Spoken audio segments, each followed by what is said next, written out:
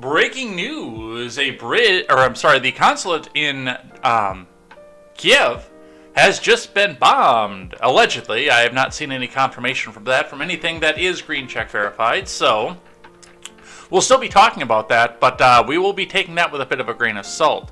But with that, we'll go over that and the bridge as well, and talk about what's happening to our friends over in Eastern Europe. In other news, Darrell Brooks' mother says that boy didn't do nothing wrong, and he didn't mean to hurt nobody, and I'm not even kidding right now. That's actually the case of what happened, so we'll be going over that, what that means, and where we go from there.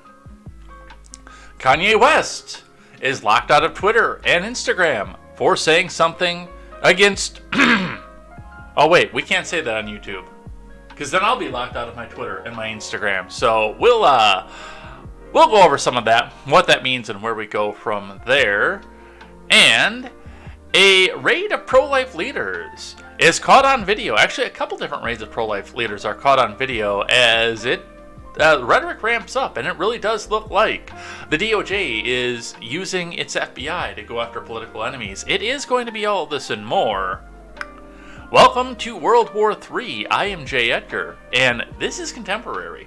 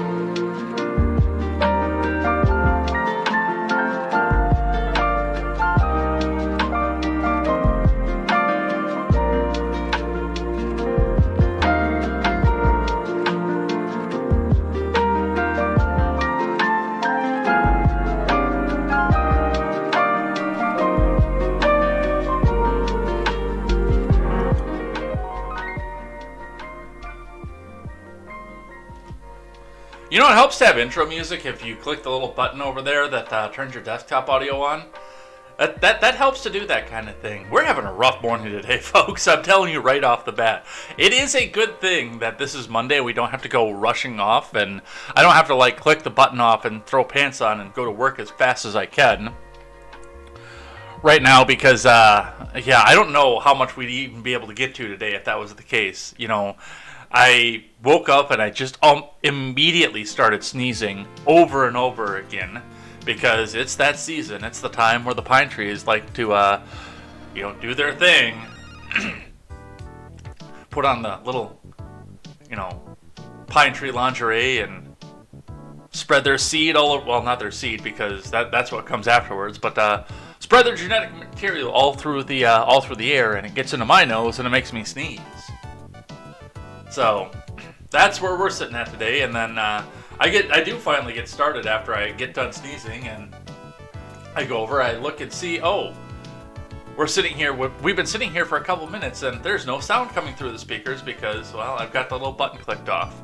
I can hear it in my monitor here because, that's what I have it going.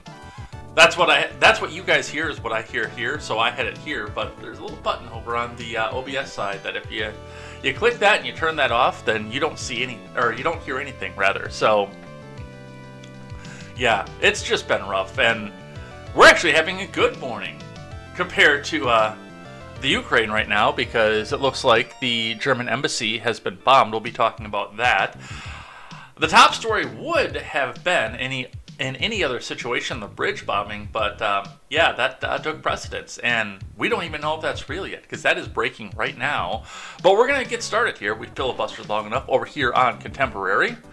Before we do, make sure we have Make sure you guys are going and checking out great programming such as the Daily Ignoramus, The Breakdown with Birkenhoff, The R-Rated Conservative, The Porch Boys. Go check out Tweets by Brit. KTZed, go check out Mr. Behavior. He is going to be entering the political fray here again in the near future once he is done with school. PJ Patriot and the No Gimmicks podcast, all people who share my same dream of bringing you news by the common man for the common man. And I think that's important because a lot of the time we get our news from people who wear a suit that costs more than our houses. So I don't think that's right. I think that we should have, or be able to, not have to. I think we should be able to have the conversation with people who have to make some of the same decisions we do. So go and check out all that programming and let's get started. We will start with finance for the morning. Looking at the Dow to start. The Dow on Friday dropped to 296.79. Now, do keep in mind, I believe the markets are closed today for Columbus Day. I know we'll be talking about that in the IBD article, so we'll be talking some about that. But yes, so as of right now, 296.79 is where we sit. Usually it doesn't reset, so they actually might be open today because it usually won't reset like this until right before the open. So we will see with that. But it dumped off. It tried to rally. It dumped off again. It tried to rally once again at the end. It's just, there wasn't enough time for this. So that's what we see coming off the markets. Looking in at your Bitcoin. Your Bitcoin is at 19,364.60 US dollars. That is down on the day. 77 US dollars and 50 US cents. Looking at the weekend. The weekend doesn't look any better. Starting off on Friday, where we saw the initial dump off right at the beginning of the show on Friday's show, and then a rally and then another dump off, and it just stayed steadily declining throughout the weekend. So, well, if you had your Bitcoin, if you have some in there, you're probably looking at your portfolio and screaming a little bit. And if you don't, but you're interested in Bitcoin, and I know that some of the audience is and some of the audience isn't, but if you don't and you're interested in getting into it, good news! It's on sale right now, again. So that's what we see coming out of that market. The gas prices in Madison, Wisconsin, that actually is some good news. Not very good news, but some good news.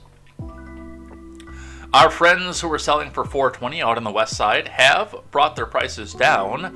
The Exxon, the Quick Trip, that were both at $4.20 when last we checked, and the Speedway as well when last we checked on Friday, are down various points. The Quick Trip, the one that was at $4.20 out here, is all the way down to $3.80. The Exxon is down to $4, and the Speedway is down to $4.10. Makes you wonder how they can stay in business against everybody else going on here. On the Isthmus, the Amoco remains at $3.90. The Quick Trip over on the east side is at $4. The one on the far east side is down to $3.51. So I'm guessing that's going to be the place that you want to go if that's where you want to go get gas right now, because that's a really good price in today's market. It's not a really good price compared to what it was 2 years ago, but in today's market, that's a really good price. So that's what we see coming off of that. Let's see what IBD has to say for the morning. From Investors Business Daily, Dow Futures, stocks near bear market lows on Columbus Day. From Ed Carson. Dow Futures were little changed on Monday, along with the S&P and the NASDAQ. The stock market is open on Monday, but bond trading is closed for Columbus Day. So that's what it is. So we won't get treasury bond changes. You can't go and buy a bond because it's Columbus Day. A stock market rally attempt got underway last week with big early gains for the Dow Jones and other major indices. But as hopes for a Fed pivot faded again, Treasury yields rebounded and stocks tumbled. Along with warnings from Advanced Micro Devices and CVS Help, the major indices wiped out most of the gains by Friday's close. While the market rally isn't over, the Dow, the S&P, and the NASDAQ are back near market lows. Investors should be extremely cautious. Vertex, Neurocrine Biosciences, and Eli Lilly are trading right around 5 points. Neurocrine and Vertex Pharmaceuticals are on the IBD leaderboard. Tesla and Phase Energy on semiconductor, three stocks that had been close to 5 points, suffered big sell-offs. Tesla sold off on Monday on disappointing deliveries that kept sliding, and Phase briefly flashed an aggressive buy signal on Tuesday, then abruptly plunged on Wednesday on a semiconductor. Closed above a trend line Thursday, but dove on Friday amid AMD's chip sell-off. Mega caps aren't helping. Microsoft, Alphabet, and Amazon are all just below their 21-day lines. Thursday fell sharply on Friday, back towards bear market short-term lows. Apple, which never reached its falling 21 days, skidded towards short-term lows. Microsoft and Google are on the IBD long-term leaders. On Semiconductor is on the IBD 50. On Semi, Vertex Pharmaceuticals and Enphase are on the IBD Big Cap 20. Vertex was Friday's IBD stock of the day on the futures. Dow futures were flat versus fair value. The S&P lost 0.1 and the Nasdaq declined a quarter. Bond markets are closed on Monday for Columbus Day, so stocks won't take their cue from Treasury yields. Crude oil futures tilted lower while copper futures rose more than 1%. The Hang Seng out of Hong Kong tumbled nearly 3%, reacting to Wall Street, but also to expanded U.S. controls on chip exports to China. That hit Hong Kong listed chip, internet, and EV names. And remember, overnight action in Dow futures and elsewhere doesn't necessarily translate into actual trading in the next regular stock market session. So that's what we have off that. Let's grab one from Daily FX. And then we will get into our foreign news of the day.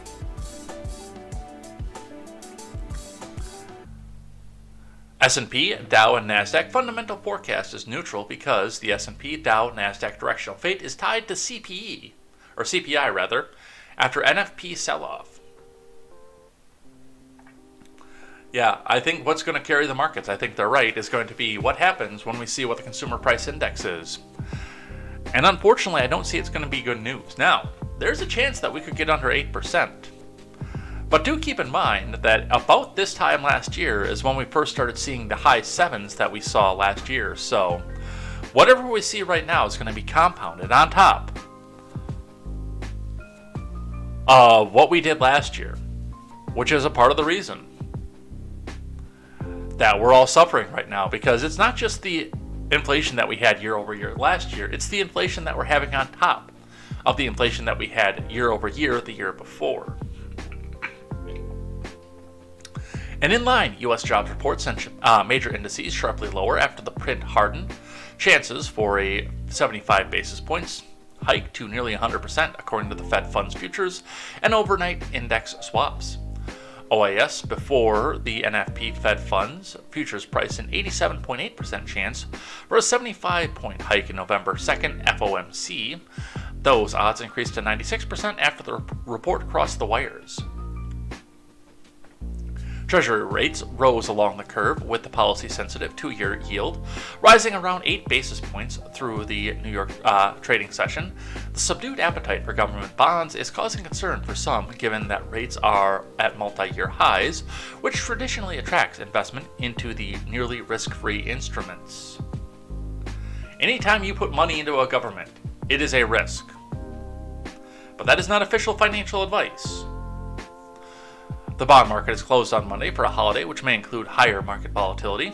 Later next week, there's around $90 billion in treasuries in the auction schedule, with 3-year, 10-year, and 30-year bond sales scheduled.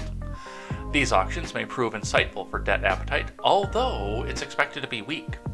That could see yields rise even higher and pressure equities further. However, it's the U.S. Consumer Price Index that offers the highest profile market event, not only for equity traders, but the global financial system. All eyes are on the Federal Reserve Chair, Jerome Powell, and what he and his lieutenants plan to do going forward. Analysts see core inflation, a measure that excludes food and energy, rising from 6.5% from a year before. The CPI inflation data is simple to interpret here, a higher than expected print, and the market likely to sell off further, as that would bolster the Fed's inflation fighting attitude, while a soft print would have the opposite effect. So, we are not going to know anything about where the market is going to go, up, down, left, right, or center, until we see what that inflation report is. And, well, just every trip to the grocery store makes me just a little bit more nervous for that, because we see fuel prices coming up, which is going to be energy. We are going to start to see what is happening with the heating oil market, which obviously is going lower during the summer when not as many people are heating their homes, unless you're in like Alaska or something like that. And the handful of people that use gas, and I know it's more than a handful, but it's one of those things. when you're in summer, you're not using the gases that you usually use to heat your home for heating your home. You're using it from grilling, or a lot of people have them on the stovetop. When everybody above the Mason-Dixon line turns their heater on for the first time, that's when things start to get a little bit expensive, but we will see what happens with that. We've got to get into our foreign news to start for the day. By the way, it's kind of funny. I checked Stephen Ignoramus's Instagram right before I got started and see that he only wants to talk about the Kanye tweet. That is like page 6 for me. First off, I have no idea what the tweet said. Second, I'm sure that if I read it verbatim, it'll get me thrown off Twitch and YouTube. I know that he doesn't transmit to YouTube. Well, he does, but he doesn't keep his replays there, so he's not as concerned with that. He deletes them pretty much as soon as we go. So, just in, German consulate hit in Kiev by Russian strikes. BILD reports. One of the first things that comes off of this is NATO Article 5. It's absolutely useless if they keep finding excuses not to use it. I like that meme too. The drum magazine on the machine gun for World War I, the belt fed for World War II, and the belt fed money into the camera for World War III. Russian Zainin Stan account says, I'm 13 and this is deep. Yeah, that's really deep. I don't know what NATO Article 5 is. Let me look.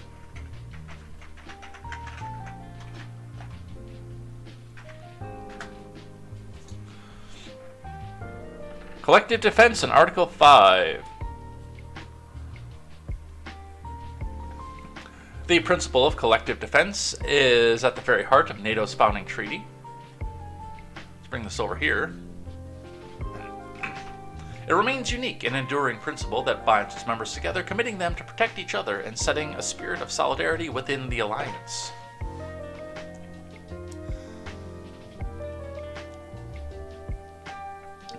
Collective defense means an attack against one ally is considered as an attack against all allies. The principle of collective defense is enshrined in Article 5 of the Washington Treaty. NATO invoked Article 5 for the first time in its history after the 9/11 terrorist attacks against the U.S. NATO has taken collective defense measures on several occasions, including in response to the situation in Syria and the Russian invasion of Ukraine. NATO has standing forces on an active duty that contribute to the alliance's collective defense on a permanent basis. And you know what the worst part is? That commenter, I actually brought this up because I wanted to go laugh at that commenter, but now that I see what Article 5 is, unfortunately, he's absolutely right. Which means there is a distinct possibility, because what do we know about embassies? They are typically depending on the laws, and I would actually have to see how the laws on the embassy govern Ukraine. But they're typically sovereign territory of the nation that sends the ambassador on foreign soil. So technically, like if you go to the German embassy here in the US, you're on German soil while you're on the embassy property. Once you step off the embassy property, you're back in the US. So, if this is true, and again, the puke stains over at CNN and whatnot haven't started reporting on this yet. If this is true, though, that changes the game just a little bit. Let's read from WION. Russian strike hits German embassy in Kiev, reports. From Manas Joshi.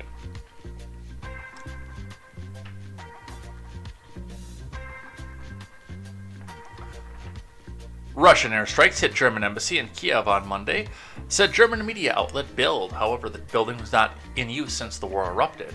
As per Euronews, the visa office in the German embassy received damage. Sergei Sumleny, a Russian-born journalist now based in Berlin, tweeted about the attack. The building where visa office of German embassy in Kiev was located was hit by Russians today. In a reaction of Bundeskanzler Baerbock, a BMWG Bundeswehr, maybe some leopards can be sent to situation on ground. Read the tweet. The incident has taken place shortly after Germany condemned Russia's attack on Ukraine. Germany has been a strong backer of Ukraine and has been a prominent voice within the European Union, which has imposed economic sanctions on Russia in the wake of Russia's invasion of the Ukraine. Earlier on Monday, Russia carried out missile attacks across Ukraine. The bombardment was an apparent retaliation of explosion on a key Crimea bridge, which saw it getting damaged. The biggest wave of strikes across Ukraine in months killed at least 5 people in Kiev and came hours ahead of a meeting of Russian President Vladimir Putin Security Council. So, is this true yet? I don't know.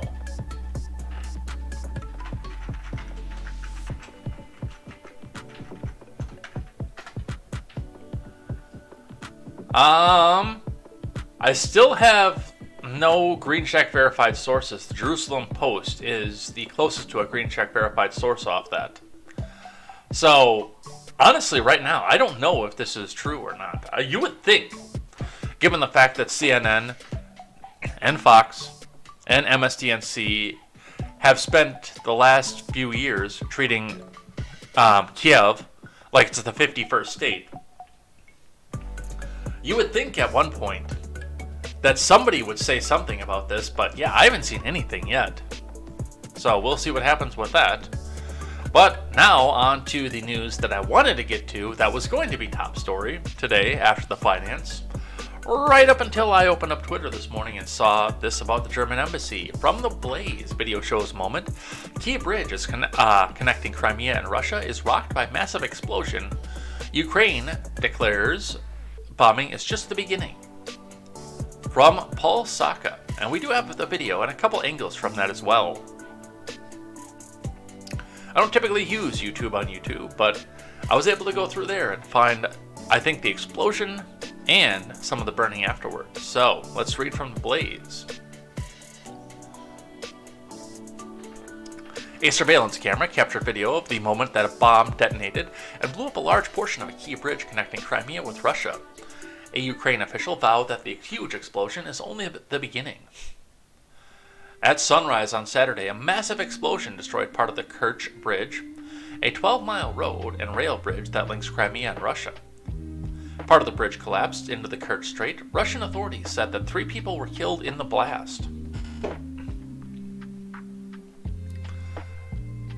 I think, actually, these are both the videos that I had queued up. So we don't even have to go with the YouTube videos today.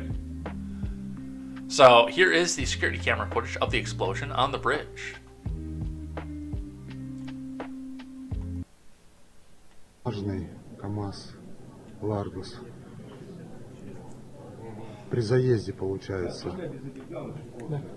На В сторону Керчи. сторону Керчи. Правая полоса в сторону Керчи. Alright, let's see if we can pinpoint who actually it was that was doing the blowing up.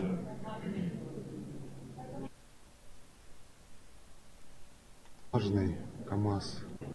Правая полоса в сторону Керчи. And it appears that it was that semi right there. That was the one that blew off.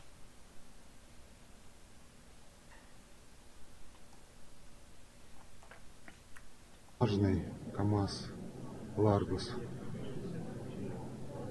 При заезде, получается. Да. На В сторону Керчи. Rip that car.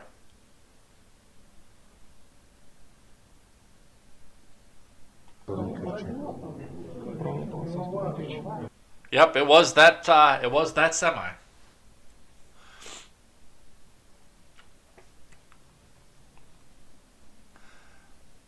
Watch the Crimean Bridge, which connects Russia and Crimea, is on fire and has partially collapsed.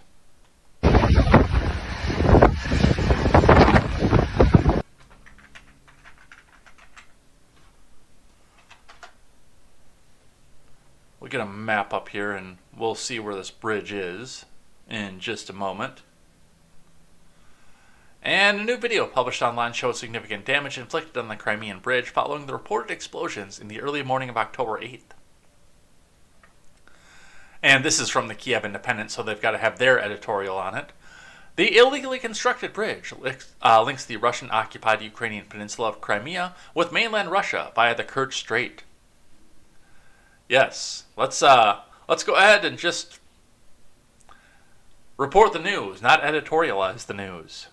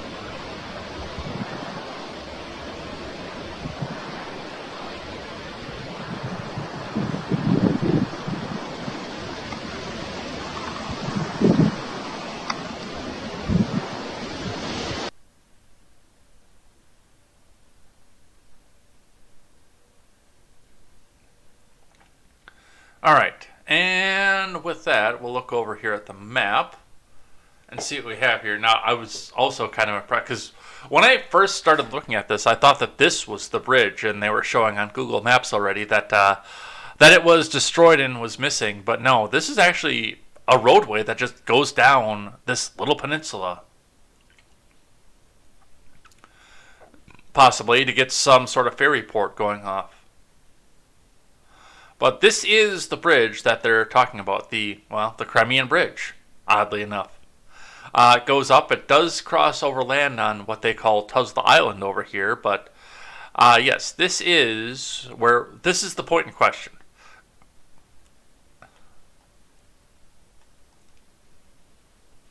And I look at some of this too, and I have to wonder about, because the big question here is they say that they're doing all this and trying to take over Crimea and all the parts of the Donbass and everything so they can have warm water ports. Well, they've got all this down here where they have warm water ports. Sochi, where the Olympics were. Tuapasi, Novorossiysk. So I do believe that there was some other reason that they're doing this.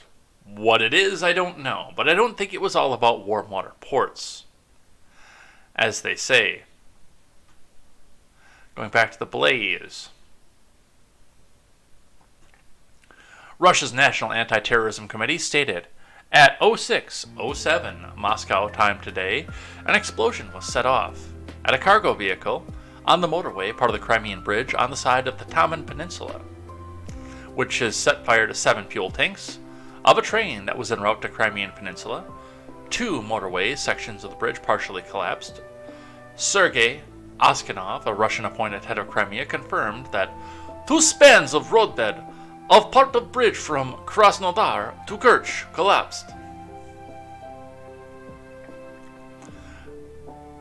Russia's National Anti-Terrorism Committee said that the truck bomb caused 7 railway cars carrying fuel to catch fire, resulting in a partial collapse of 2 sections of the bridge, the Associated Press reported. Putin ordered a government commission to investigate the Kerch Bridge emergency, according to Russian state media TASS.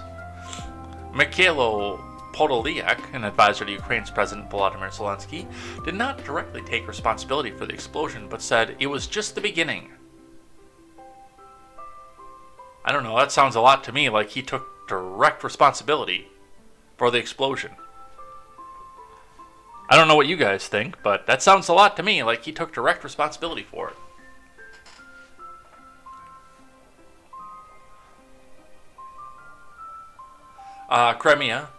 Crimea, the bridge, the beginning, everything illegal must be destroyed, everything stolen must be returned to Slava Ukrainia, everything occupied by Russia must be expelled, Podolyak said on Saturday.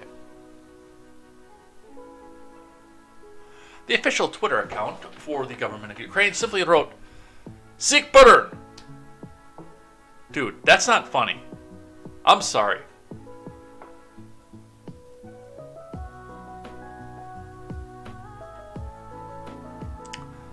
See that SUV right there? Let's blow this up so we can see it a little bit better. You see that SUV right there? I'm pretty sure that guy didn't find it funny.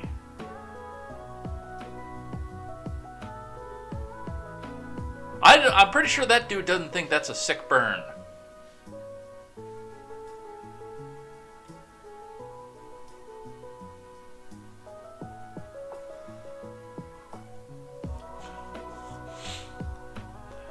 David Arakamia, a leader of the Servant of the People Party in Ukraine, wrote on Telegram, Russian illegal construction is starting to fall apart and catch fire. Reason is simple. If you build something explosive, then sooner or later it will explode. And this is just the beginning of all things. Reliable construction is not something Russia is particularly famous for. He's got him there. I hate to side with those bastards in Ukraine about that, but he's got him there. Alexei Danilov, the Secretary of Ukraine's National Security and Defense Council, posted a video of the Crimea Bridge on fire next to the 1962 video of Marilyn Monroe singing Happy Birthday, Mr. President. Vladimir Putin turned 70 years old on Friday. How much bad taste can you put into one incident? And I understand we've got fog of war and everything else, but just how much bad taste can you cram into one warlike action? Until you're right off the bat. If it comes out that Ukraine was involved in this immediately, this right here should completely disqualify them for foreign aid and NATO. Right there. The Crimean Peninsula has been internationally recognized as Russian territory since Barack Obama was in office. You have just made an incursion into Russian territory. Well, technically you did that before when you started taking territory back because the people, as far as I know, voted to be a part of Russia. As far as I know, and until you can show me otherwise, that is what I'm going to believe. Until you can show me evidence to the contrary, that's what I'm going to believe. This is an incursion into enemy territory. You get nothing NATO-wise. They should be taking that NATO application and tearing the damn thing up.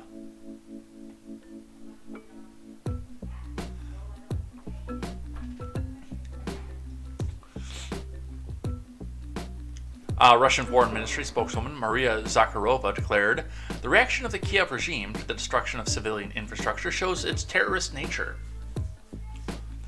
The Kerch Bridge, also known as the Kerch Strait Bridge and the Crimean Bridge, is the longest in Europe and was opened by Vladimir Putin in 2018. The $3.7 billion bridge crosses over the Kerch Strait, which connects the Black Sea to the Sea of Azov.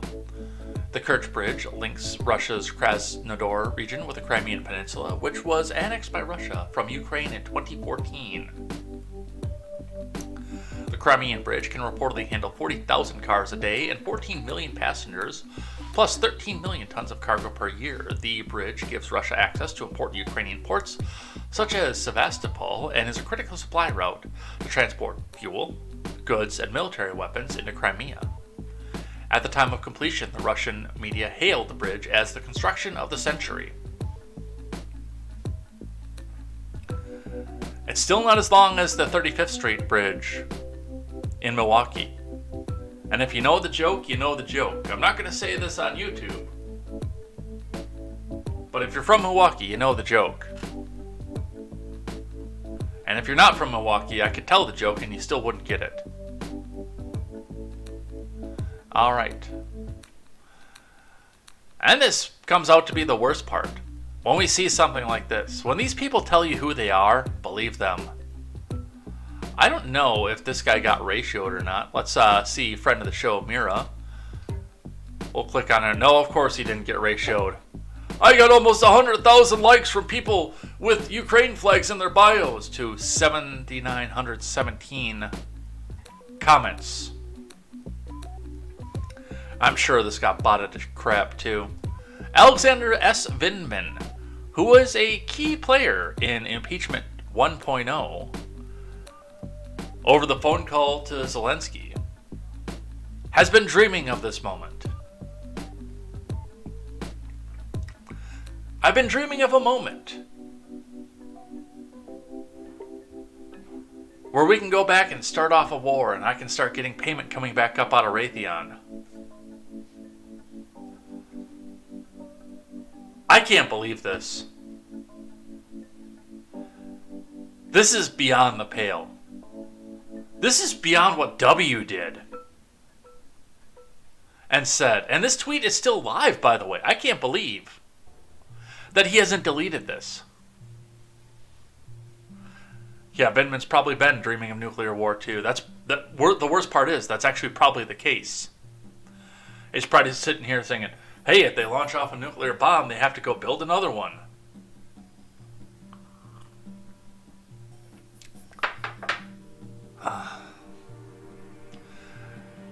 And you know who wasn't dreaming of this moment? The guy in this SUV right here. Let's look at this one more time, just to tell you what it is that Vindman has been dreaming about.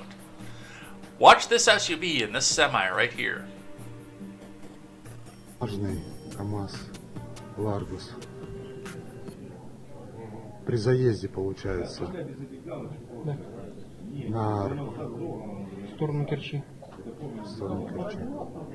Правая полоса в сторону Керчи. You think those people in that little SUV, that little Toyota, were dreaming of this moment? I know Vindman was. Disgusting.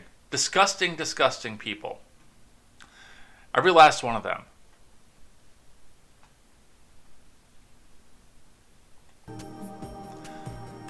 You want to know why I shifted off my stance of taking either the GOP side or the Democrat side or even the LP proper side and just put out my thought that all politicians hate you and just want power?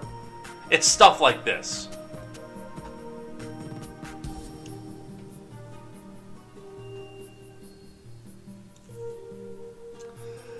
Mises Caucus comes out, though, speaking of the LP proper.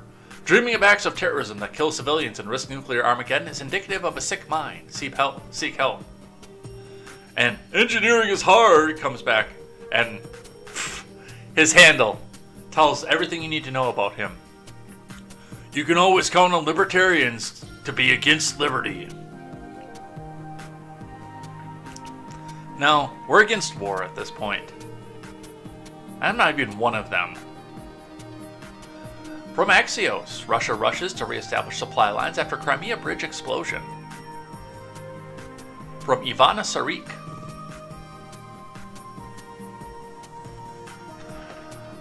This is, by the way, the Crimean bridge explosion, Harvey. Because it didn't seem like anybody else in the chat was answering back. Russia continued its rush on Sunday to reestablish supply lines to Crimea after an explosion on Saturday damaged a bridge that served as a critical supply route for Russia's troops in Ukraine. By Saturday night, some limited road and rail traffic had resumed on the Kerch Bridge.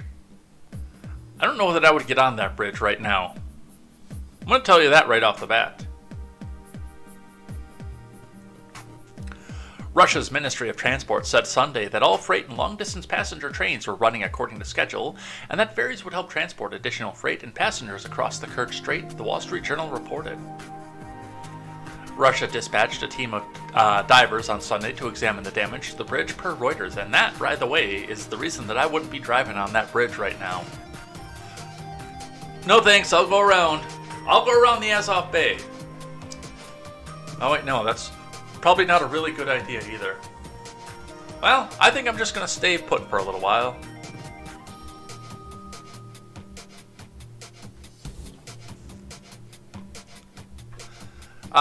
State of play. The situation is manageable. It's unpleasant, but not fatal, Crimea's Kremlin-installed leader Sergei Askionov told reporters on Saturday. Reuters reported. Crimea has a month's worth of fuel and more than 2 months' worth of food to keep it going, Askionov added. Russia's defense ministry said in a statement on Saturday that Russian forces in southern Ukraine could be supplied fully and without interruption through land and sea routes, per the New York Times, a former newspaper. Following the bridge explosion, Russian missiles rained down on residential buildings in Ukrainian city of Zaporizhzhia overnight, the Associated Press reported. Why? Why would they rain missiles down on Zaporizhzhia? They annexed that. Why are they raining missiles on their own territory? The rocket attack killed at least 17 people and wounded 40 others. Zaporizhzhia City Council Secretary Anatoly Kurtev wrote on Telegram. This is the second Russian missile attack on residential buildings in Zaporizhzhia this week. The region is home to Europe's largest nuclear power plant, where intermittent shelling over the past few months has sparked international outcry and concerns of potential nuclear disaster.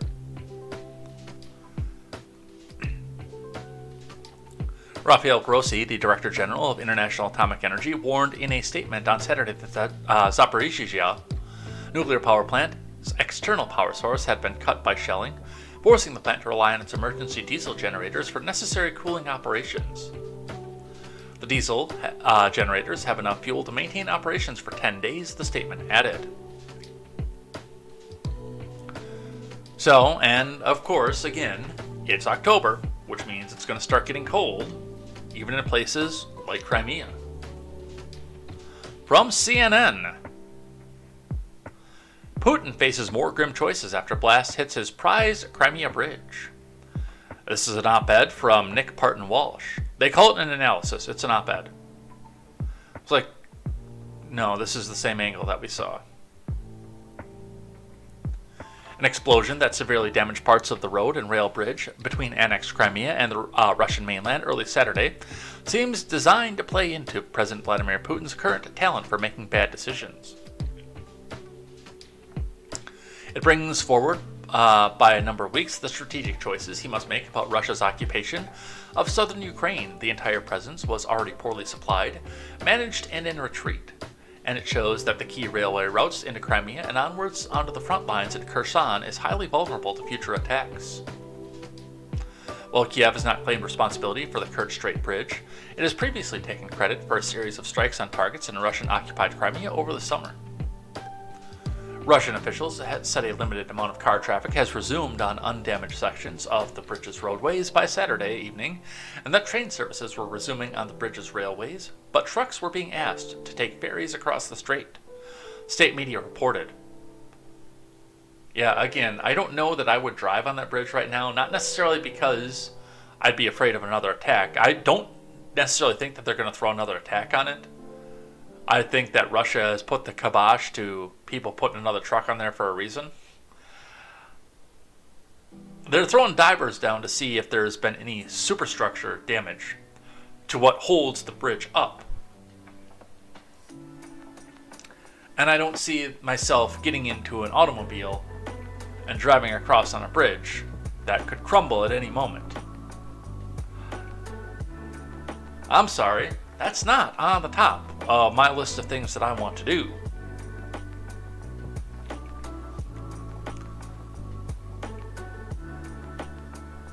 Rickety ferry crossings in bad weather or highly dangerous air cargo flights may now be needed to bolster military shipments into Crimea and towards the front lines, which will place more pressure on a single railway track further east coming through Melitopol along the Azov Sea coast. It exposes the staggering 20th century weakness of Russia's armed forces and occupation. They need railways to get around. Well, we use the same things here, so Ukraine has been targeting this system.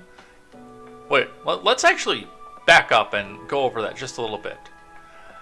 The analyst, the op-ed writer, Nick Patton-Walsh, it exposes the staggering 20th century weakness of Russia's armed forces and occupation. They need railways to get around. It has not been 3 weeks since we were on the edge of being brought to our knees in this country, literally brought to our knees in this country, over a railway strike. So, dude, you don't have any room to talk.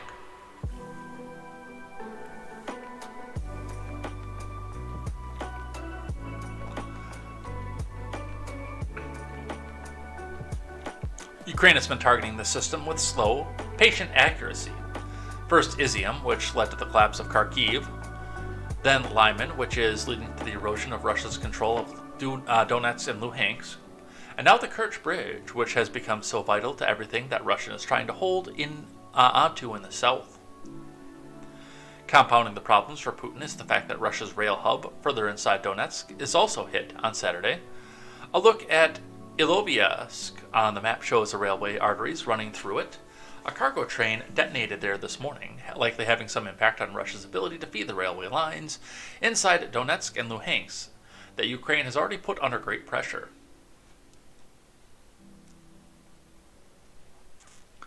Ukraine has had patient timing on hitting these pressure points.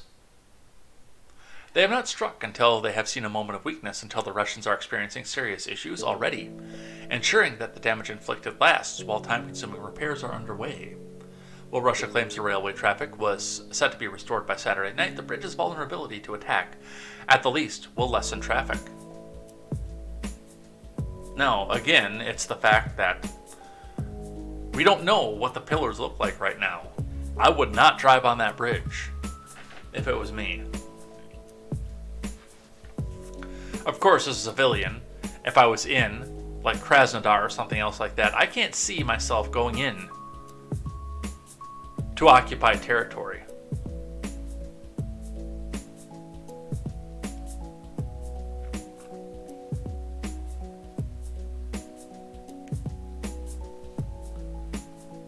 So, that's what they're saying off that. From Newsweek, Putin to meet with Security Council after Crimea bridge explosion. From Scott McDonald, Vladimir Putin is reportedly scheduled to meet with his National Security Council on Monday following Saturday's explosion at the Kerch Strait Bridge, which connects Crimea to the Russian mainland. Putin has called this an act of terror by Ukraine, and Russia's nuclear doctrine could be discussed at the Security Council meeting. Dmitry Peskov, who is Putin's press secretary, was asked on Sunday if the bridge explosion fell into Russia's nuclear doctrine, potentially triggering a possible nuclear scenario. No, this is completely wrong statement of question, Peskov said in the Russian propaganda media RIA. The Security Council is scheduled for tomorrow. We will reorient ourselves on topic after President speaks, Peskov said. Putin on Sunday met with Alexander Bastrakin, the head of the investigative committee. Putin called the bridge explosion a terror attack with intentions on destroying critical civilian infrastructure. This is no doubt. This is act of terrorism aimed at destroying critically important civilian infrastructure, Putin said in a video. This was devised, carried out, and ordered by Ukraine Special Services.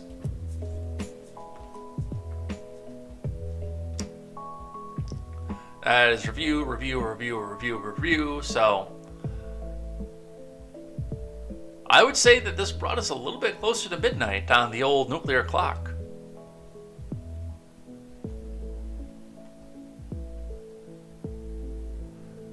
This actually came from all the way back on the 8th. But this does have to do with something on this side as well. Ukraine presidential advisor says Crimea bridge must be destroyed following damage. Why? Because of course he did. And this will be the last one we have on the topic, and we have to go back onto our side of the pond. A Ukrainian presidential advisor posted a message on Twitter after conflicting reports of an explosion or fire on Saturday that damaged the bridge connecting the Russian mainland. I don't think it's a conflicting report. I'm pretty sure we know that was an explosion at this point. Connecting the Russian mainland to the occupied Ukrainian peninsula of Crimea, calling it the beginning, but not directly claiming Ukrainian responsibility. Everything illegal must be destroyed. Everything stolen must be returned to Ukraine. Everything occupied by Russia must be expelled, Mikhailo Podolyak wrote. So, do you have your potassium iodine tablets? Have you played enough Fallout to know what happens and how to get into the vault and get experimented on?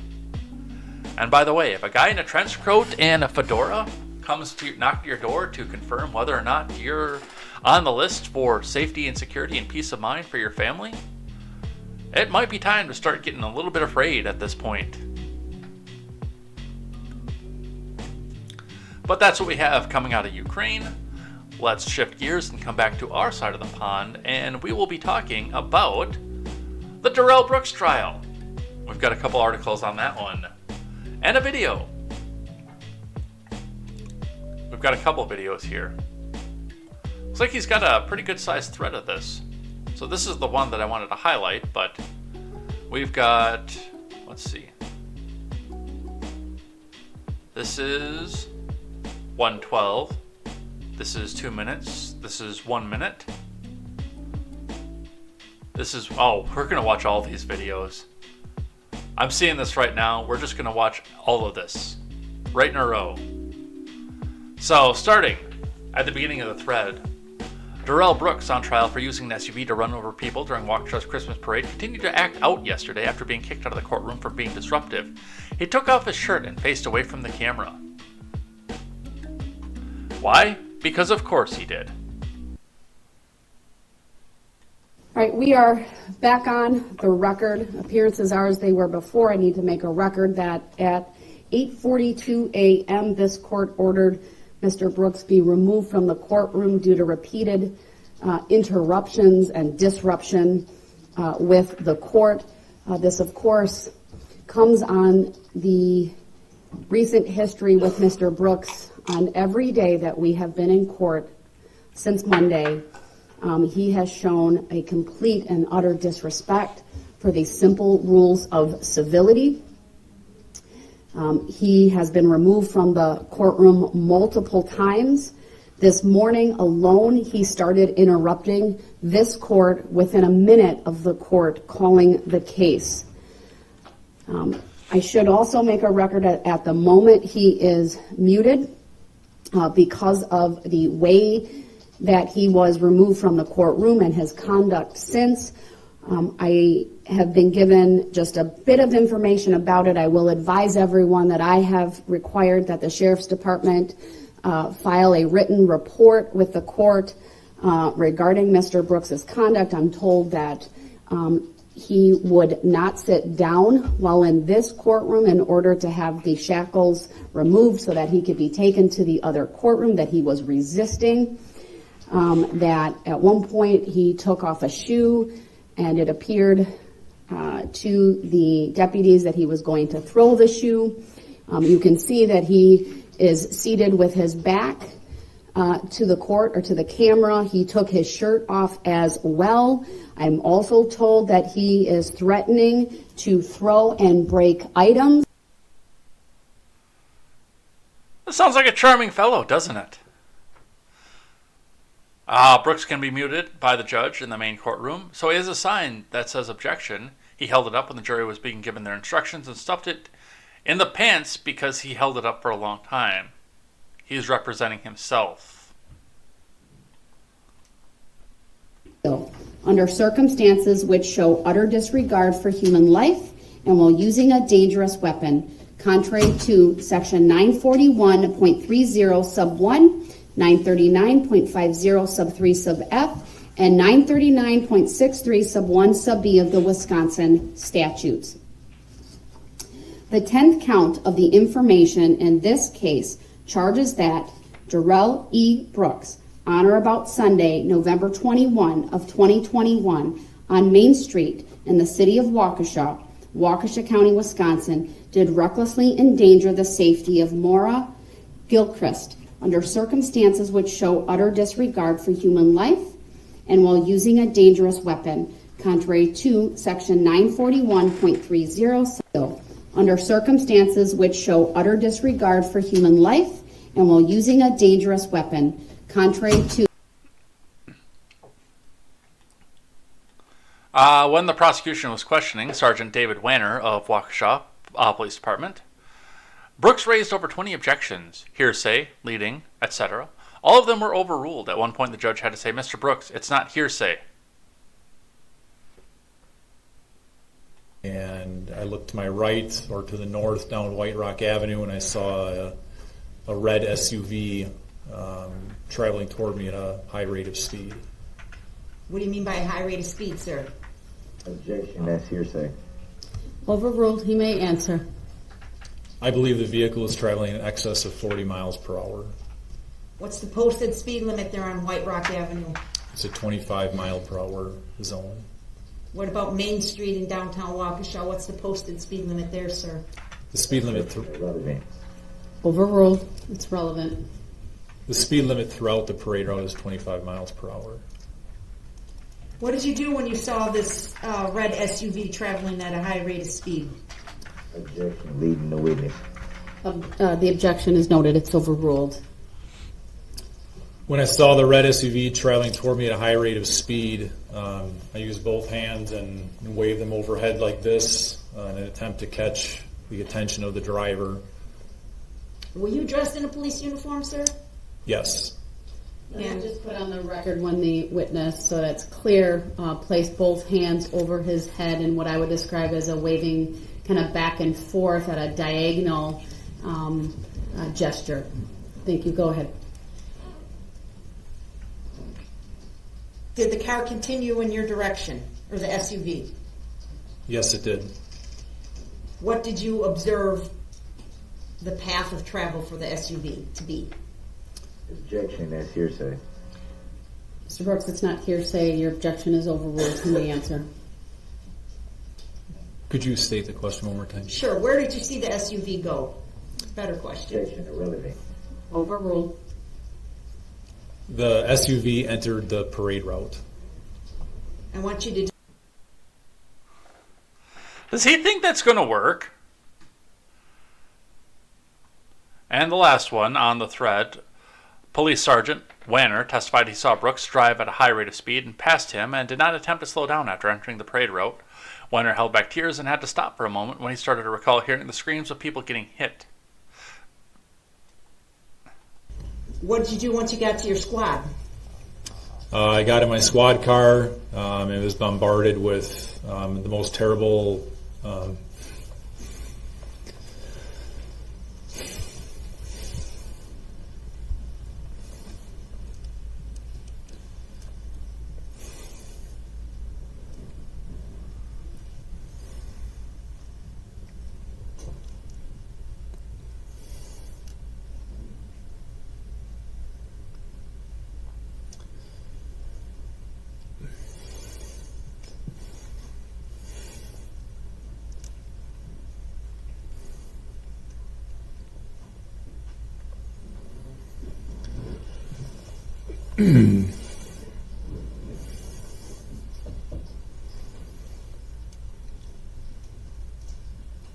is the most terrible thing I ever heard. The sounds. Yes. You didn't see anything at that point as far as people getting hit? No. Okay.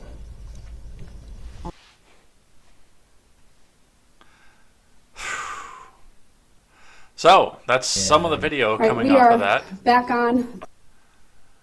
Let's read some of the articles that go with this from Fox 6 Milwaukee.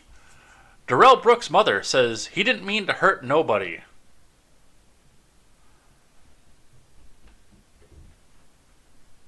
It is a trope in right-wing shows that when the little black boy is up on trial for whatever it is that he is, that the mother is out and the crowd saying, "That boy didn't do nothing wrong." And yet we literally have that happening right here. And we'll watch the video that goes with this in just a moment. But for the first time since the Darrell Brooks trial started, we're hearing from the defendant's mother, who spoke with Fox 6 News on Thursday, October 6th. Fox 6's Mary Stoker Smith spoke with Dawn Woods the day that her son began questioning witnesses representing himself in the Waukesha Christmas Parade attack homicide trial. I sat down with Darrell Brooks' mom earlier tonight. I asked her how she feels watching her son on trial. She says she does not watch the proceedings because, well, it's just too difficult. She says she feels her son is what she says a freak in the sideshow. Here's what else she has to say. What message do you have for the families that are left of the victims who died? I just want them to know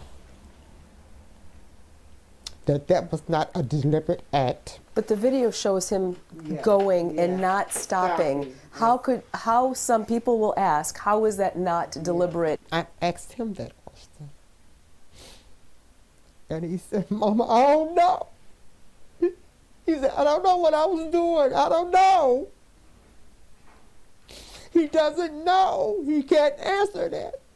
He knows. I wished the police could have shot out the tires, something. But he can't tell me, and I can't tell you. Only God knows. Is he remorseful? We talk about the families often and the victims, and he says to me that he prays for them too, and he has to live with the fact that 6 people died because of him. He's full of shame. Do you feel responsibility that... Yes. If I would have just not bailed him out, none of this would have happened. If he feels remorse, why the antics in court?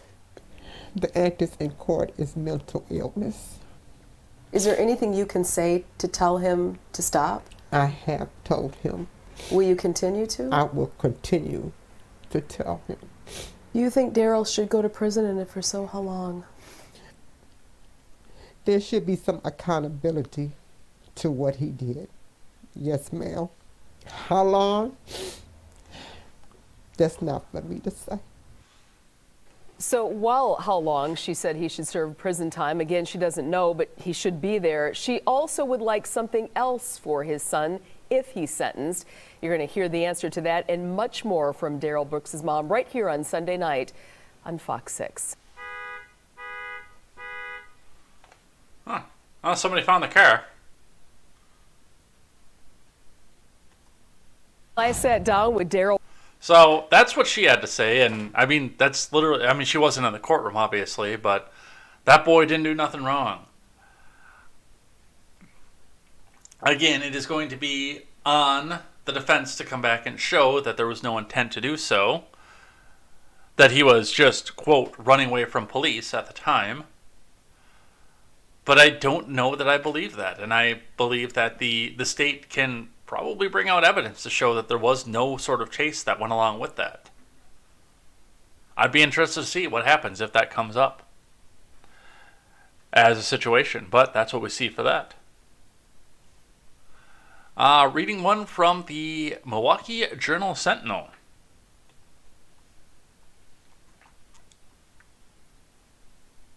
'80th term, huh?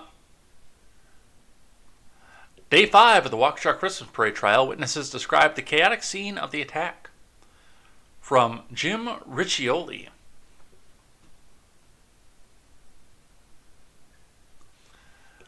Darrell Brooks Jr.'s homicide and reckless endangerment trial continued with a full slate of testimony on Friday as prosecutors dove into details of the Waukesha Christmas Parade tragedy. Brooks, 40, is facing 76 criminal counts, including 6 first-degree intentional homicide charges, in a case involving potentially dozens of witnesses. He appeared in court on Friday in his bright orange jail uniform, again foregoing street clothes. Prosecutors continued to argue their case by calling several witnesses. The first was Brooks' ex-girlfriend, who testified about what happened before the parade attack, including what she described as a violent encounter with Brooks. Prosecutors also showed surveillance video of the incident, parade participants, and the parade route.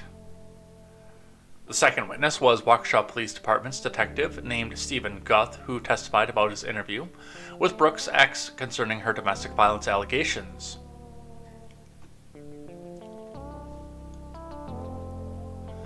In his cross, Brooks tried to cast doubt on the truthfulness of the police interview. Following the lunch break, prosecutors called more witnesses, including Waukesha police officer Jeremy Phillips and resident Kyle Edwards and Holly Beck, who testified to witnessing the chaotic parade attack or assisting victims. They also discussed interactions with Brooks or his ex prior to the parade. The final witness for the day was Waukesha Police Department Detective Tom Casey, who testified that he was the first officer who saw the red Ford escape, enter the parade route, and attempted but failed to stop the vehicle. Following the end of the Waukesha County District Attorney Sue Opper's questioning, Judge Jennifer Doro adjourned for the weekend, saving Brooks' cross-examination of Casey for Monday morning, which is probably happening right about now. Friday morning, Doro was informed that Brooks had received his pinko pox test results from Wednesday. He had previously tried to adjourn the court proceedings pending those results, which Doro denied. The test was negative, but Brooks initially refused to share the results with the court. As a result, Doro cleared the courtroom and ordered deputies to find the test form among the papers on his defense table. At some point, an altercation between Brooks and deputies took place. Man, this guy sounds like a real charming fellow, doesn't he? When Doro addressed the issue on record again, she explained that Brooks had been moved to the neighboring courtroom to calm down because he was upset on camera. Brooks could be seen sobbing in his seat. When court resumed after lunch, Brooks was still in the neighboring courtroom. His head down on the table, Doro asked him if he had anything he wanted to address, but he responded quietly, "I'm emotional right now." Eventually, he returned to Doro's courtroom, where he remained for the rest of the day.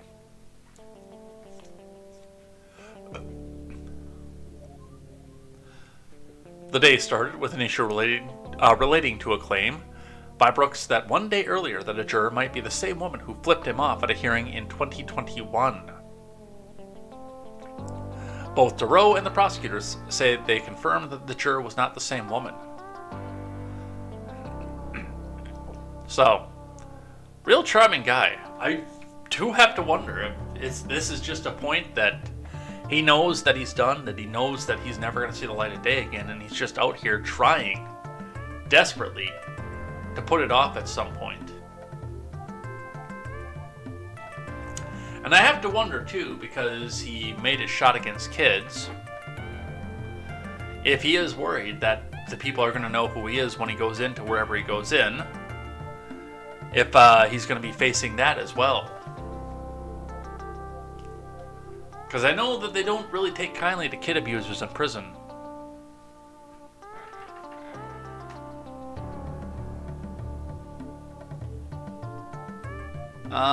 They're telling us that we have more testimony expected.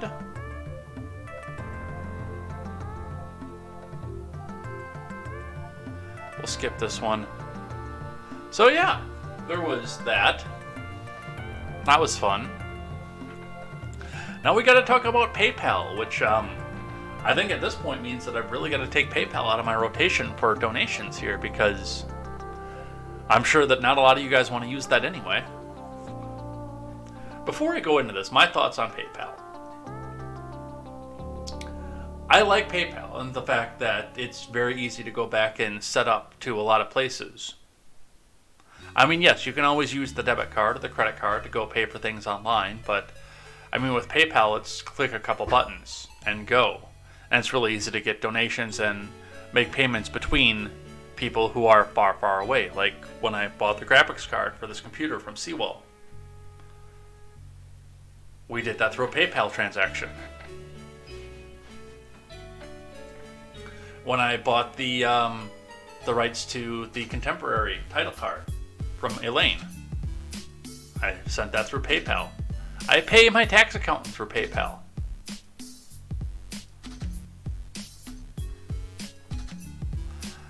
But the fact that this is out here and the outrage came out, even the leftoids were outraged about this, well, there are a couple things that go with that. The first thing is that a lot of you should be proud right now because you did what works. I'm going to be completely frank about that. You did what works. They did something completely egregious, hoping that they could get away with it. They got caught. And then you turned around and said, hey, we're not going to have any of that. And then they were forced to come back with their tail between their legs and say, no, we didn't actually mean that. Not at all.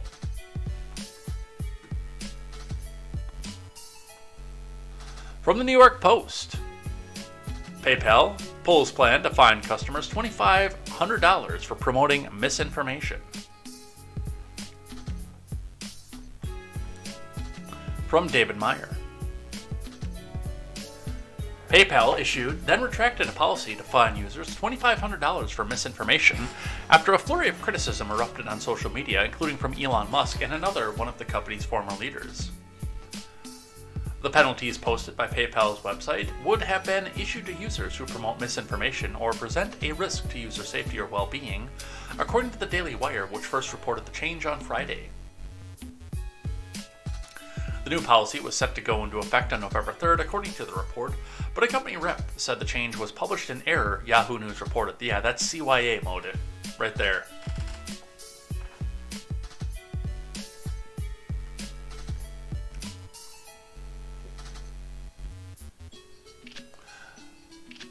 An AUP notice recently went out in error that included incorrect information, the statement said. PayPal is not fining people for misinformation, and this language was never intended to be inserted into our policy. I don't think they have standing to do that, by the way. That's a big one for that. Look at young Elon Musk over there. Hey, we're making PayPal.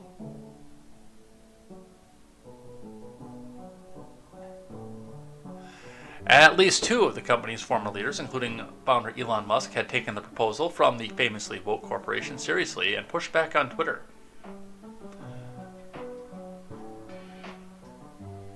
It's hard for me to openly criticize a company I used to love and gave so much to, tweeted former company president David Marcus. PayPal's new AUP goes against everything I believe in. A private company now gets to decide to take your money if you say something they disagree with. Insanity. Agreed, Musk commented in replies.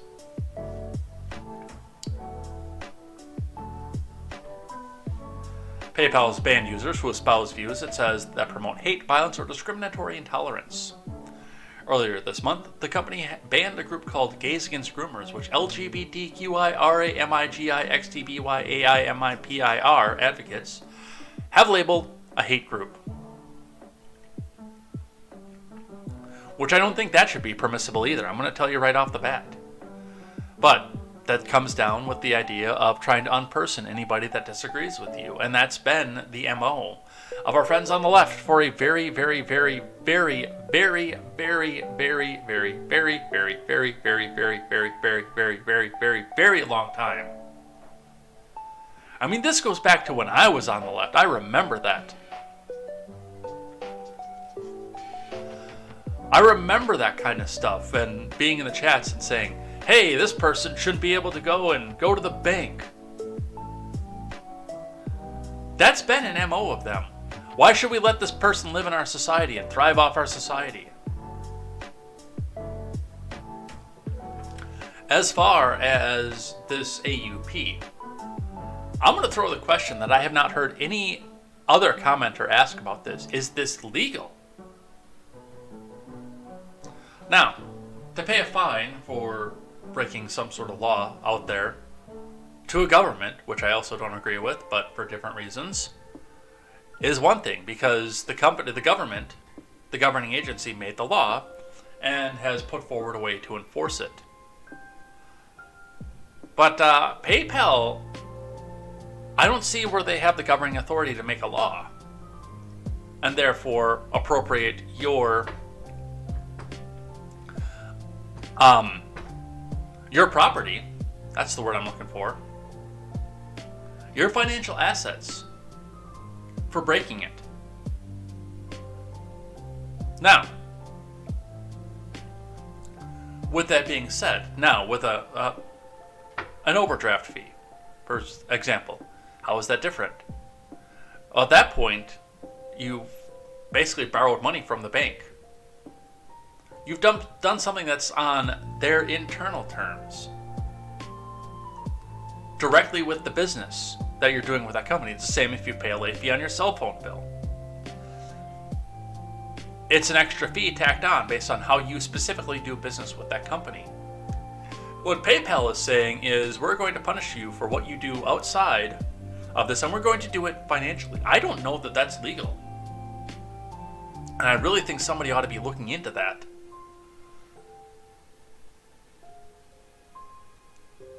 I think that's the most important question about this, honestly.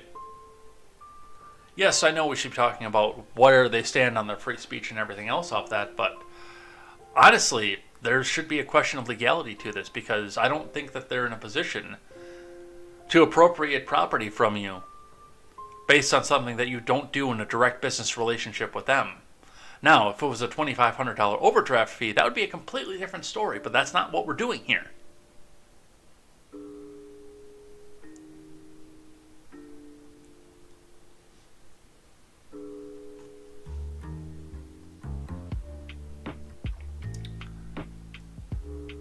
From Forbes. Get your money out right now. Elon Musk and PayPal Mafia lead insanity backlash against shock blunder. That's the best thing to ever happen to Bitcoin and crypto. That's fair, by the way.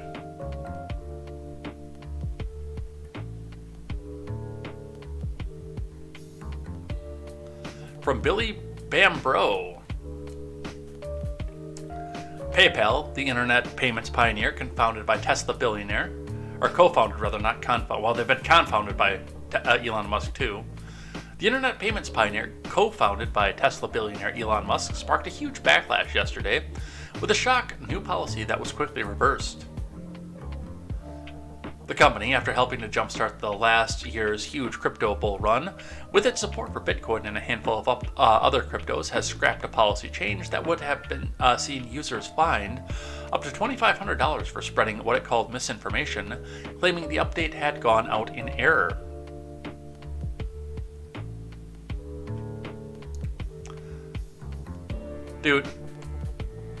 Dude's probably got $1 billion in cash. He bought new hair.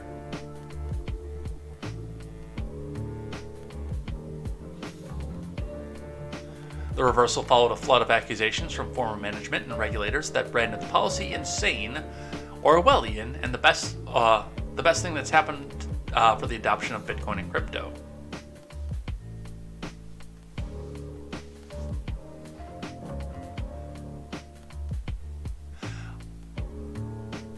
There we go. I was going to say, is there more article here? An AUP, acceptable use policy, notice recently went out in error that included incorrect information. A PayPal spokesperson told reporters, PayPal is not fining people for misinformation, and this language was never intended to be inserted in our policy. Our teams are working to correct our policy pages. We're sorry for the confusion this has caused.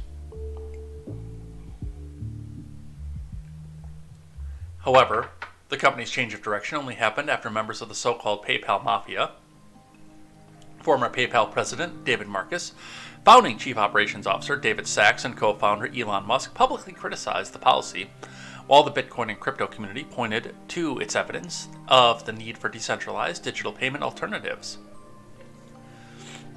It's hard for me to openly criticize a company I used to love and gave so much to, Marcus, who now runs Bitcoin-focused company Lightspark, after failing to get Facebook's digital currency off the ground, posted to Twitter. But PayPal's new AUP goes against everything I believe in. A private company now gets to decide to take your money if you say something they disagree with. Insanity. Agreed, Musk responded to Marcus, while Sachs, now a venture capitalist and co-host of the All In podcast, told PayPal users to get your money out of PayPal right now. The policy was described as Orwellian by the Republican Commissioner of the Federal Communications Commission, Brendan Carr. PayPal reserves the right to take your money if you post a message that PayPal decides is misinformation. Carr posted to Twitter, "That's why it is so vital that the state and federal legislatures pass laws that prohibit discrimination by tech companies and protect free speech." Bitcoin and crypto proponents have long argued allowing companies to run payments systems risks giving them too much power over people and how they spend their money. However, in China, the development of a digital yuan, a so-called central bank digital currency, has sparked fears that the government will be able to dictate what people can spend their money on. Governments, including the US and Europe, are exploring the development of their own digital dollar and digital euro CBDCs. Blocking payments is the best thing that's happened for the adoption of crypto payments. With stablecoins, a prominent crypto investor, Santiago Roel Santos, tweeted, "Uh-oh, we went down." There we go. At this rate, Web3 adoption will happen more because of the reckless actions of Web2 companies. Web3 is the idea that a blockchain-based decentralized third-generation version of the internet will eventually replace Silicon Valley's centric Web 2.0 that's dominated by the likes of Facebook's Meta, who, by the way, I didn't include the article on here, but Zuckerberg is losing money left and right. He has lost half of his wealth since 2020. Google, Microsoft, and Amazon. This month, Musk said he plans to turn Twitter into a so-called everything app similar to WeChat, a wildly popular app in China that combines messaging, payment, and social media elements. Well, see, and the problem is I don't really care for that either. Buying Twitter is an accelerant to creating X, Musk said, following his reinstated deal to take Twitter private. X.com was the name of Musk's early 2000s payments company that eventually became PayPal. Yeah, mine is still open right now, but that's probably going to be changing here in the very near future. And then I got to figure out, McLeod, you're going to have to tell me how to grab affiliate payments off Twitch, now that we won't have PayPal to use anymore. Axios, the CYA.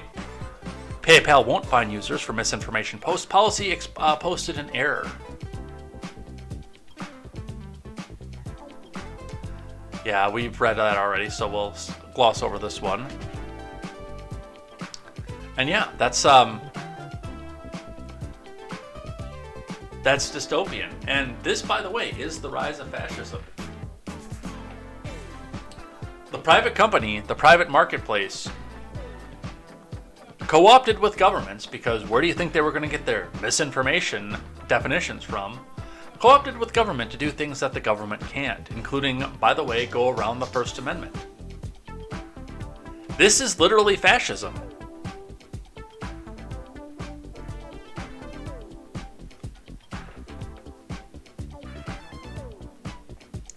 Alright, now we've got one that I think all of you guys knew was coming because of what I did, not this past April, but the April before, sitting right here in this chair, in front of this flag, and this photograph, or this print up here. I don't know if I had these ones yet. Actually, I might have still had the Sox flag up, because I don't think that they had gone completely woke yet at that point. No, they had, because that was in 2021, not 2020.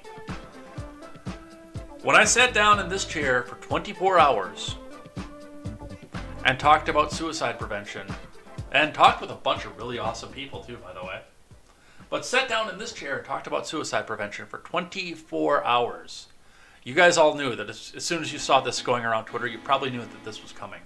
In fact, I have reached out in any way that I have possible to Tim, because I will sit and tell my story on IRL.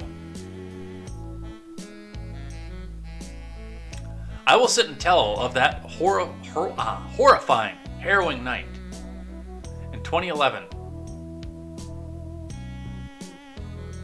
when I had my moment of clarity.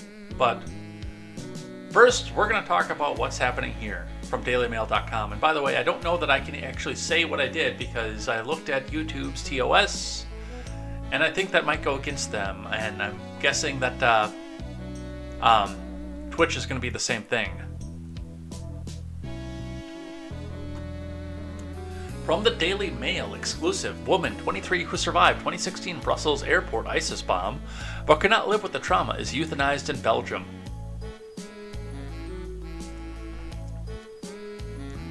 From Ed Wright for Mail Online and David Averay.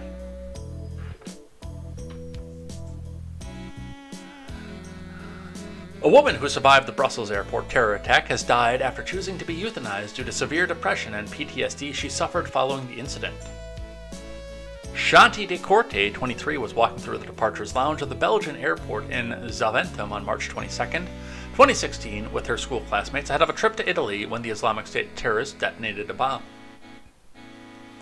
The then 17-year-old escaped the explosion, which, together with 2 other detonations, claimed 32 lives and injured more than 300 without suffering any physical wounds. But the psychological effects of the ordeal left her racked with constant panic attacks and bouts of dark depression, from which she never managed to emerge. Despite attending a psychiatric hospital in her hometown of Antwerp for rehab and taking a range of antidepressant medications, Shante was unable to shake the specter of depression and attempted suicide on 2 different occasions in 2018 and 2020. 2011 here. Earlier this year, the troubled young woman opted to be euthanized, a procedure which is legal in Belgium, and died on May 7, 2022 after 2 psychiatrists approved her request. Shantae's tragic story was brought to light earlier this week when her mother, Mariel, told Belgian outlet VRT of her daughter's pain. That day really cracked her. She never felt safe after that, Mariel said.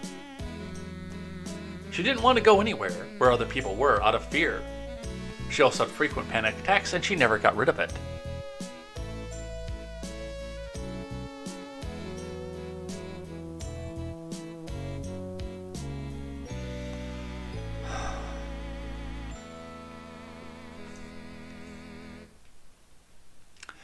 Shante frequently recalled her experiences following the bombing on social media and spoke of her struggles dealing with her declining mental health. In one post she wrote, "I get a few medications for breakfast, and up to 11 antidepressants a day. That's probably part of your problem. I couldn't live without it."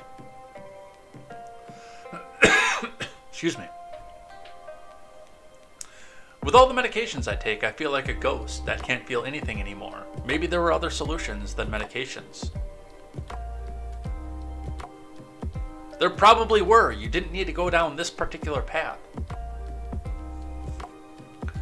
The 23-year-old had been suffering from severe depression after she opted to end her life, according to her school psychologist.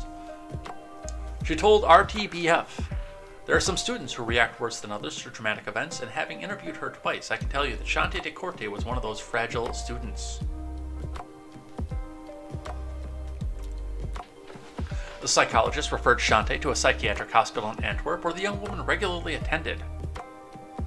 But in 2018, she tried to commit suicide after a sudden decline in mental state following an altercation with another patient who sexually assaulted her.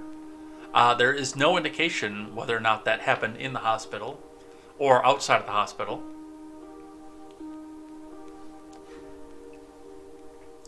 In 2020, she made another unsuccessful suicide attempt after she reached out to an organization that defends the rights to death and dignity. There is no dignity in that. I'm going to tell you right off the bat. And again, this is coming from somebody who has been there. According to RTBF, she asked them to perform euthanasia for unbearable psychiatric suffering.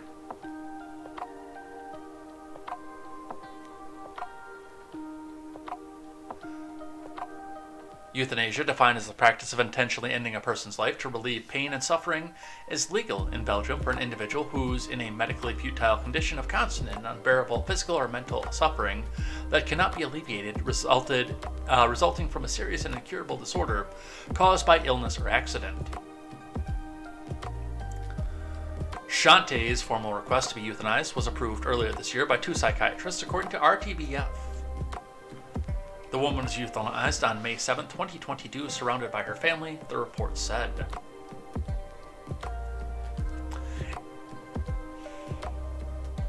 In one final touching post on social media, the day she was euthanized, Shanti wrote, "I was laughing and crying until the last day. I loved and was allowed to feel what true love is.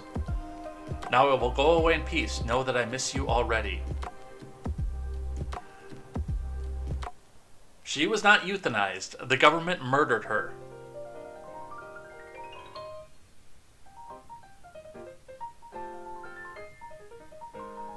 Now, I had some criticism with Pool's video off of this, and this was one of the few ones that I listened to Pool on. And I had some criticism about the way that he did this. He was on point with a lot of the stuff, just using this to come back out to make his point, I thought was in very, very poor taste. And we've seen very, very, very open attempts at suicide, even in this country. I contend still to this day that Rosenbaum was attempting to kill himself or die by protester. Suicide by protester in the St. Jacob riots. And unfortunately, Mr. Rittenhouse granted his request. And in self-defense, of course, I'm not criticizing Rittenhouse's actions off of this. He had every right to do what he did in the moment, in that moment. But really, honestly, given the fact of what he did to those kids, and the fact that he had just come out from a suicide attempt, I think they should have been made to suffer. Especially with everything else that he set in motion by doing that night. That's number one. But number two, again, Poole brought up a very interesting point off this, and it's something that I have personally experienced. No, I've not jumped off the Golden Gate Bridge. I have not done that. But what I can tell you is this. Again, I'm not sure by the way it's worded how much of this I can actually go into on YouTube, but I can tell you off the bat that I've had that moment of clarity. And I know what it's like.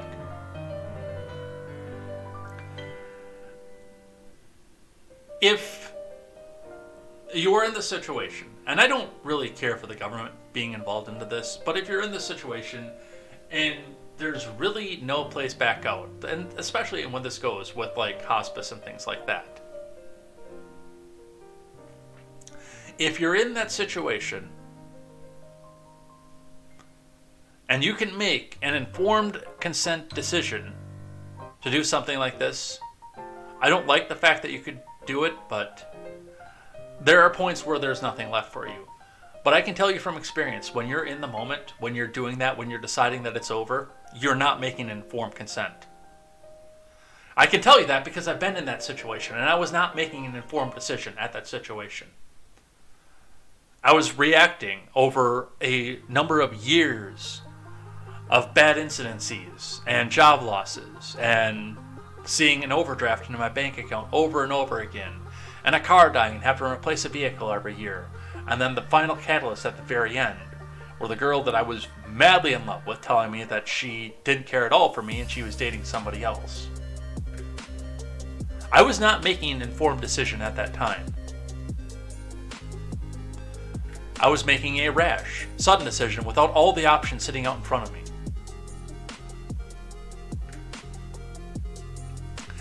Nor do I believe that this woman here was making an informed decision, but since the cat is out of the bag and since the government murdered this woman, what happens next? Especially when the government has to go back and sign off on something like this.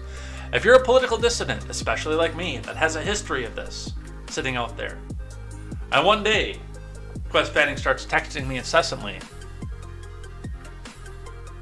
because I didn't show up for the morning show, which may be night show at some point here. There are some things that are changing in the world here, and I might actually be moving to a different time slot if these things change in the way that I think that they're going to change. But there will be long announcements about that. But if I don't show up for a regularly scheduled show, and Quest Fanning is texting me, and somebody texts him back and says, oh, well, he was not feeling well, and there was no cure for his depression. He opted to be euthanized. Meanwhile, I didn't opt to be, but, you know, what's the implication now of the government as well? Making that paperwork say whatever it is that they want to do. Oh, the government would never do a thing like that, right? Not against a political dissident.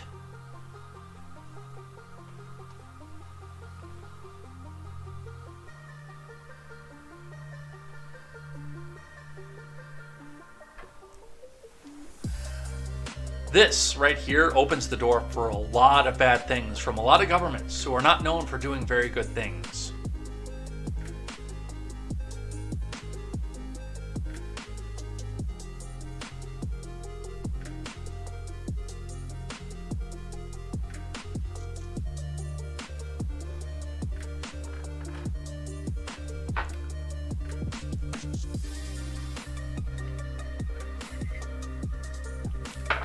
That's what we see for that.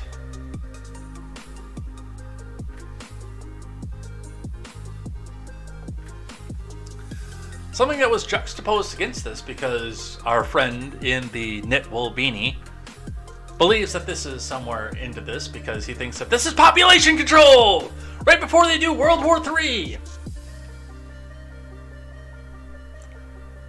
Tim Pool said World War III at that point, so we had to drink. It's kind of like when we're in the Discord chats and Seawall starts praising authoritarian right-wing government. Drink! If you guys ever get into one of the voice chats when we do that, you'll hear me say that, because when he goes down that road, that's the first thing I do is drink. I'm saying no, but it was too late. Democrat Rep. Cori Bush claims abortion providers performed procedure, ignoring her objections. If that's the case, I'm on her side. Democratic Rep. Cori Bush of Missouri, an outspoken pro-choice advocate, has disclosed that she had second thoughts before getting an abortion after getting pregnant at the age of 19, but that when she expressed her desire not to move forward with the procedure, she was ignored and the abortion was performed anyway. Bush, the author of a recently released book, The Forerunner, discussed her experience in an interview with on Firing Line with Margaret Hoover, the lawmaker, said that she expressed what she was not ready to move ahead with the abortion and she was ignored and told to calm down. Well, we all know what happens when you tell a woman to calm down.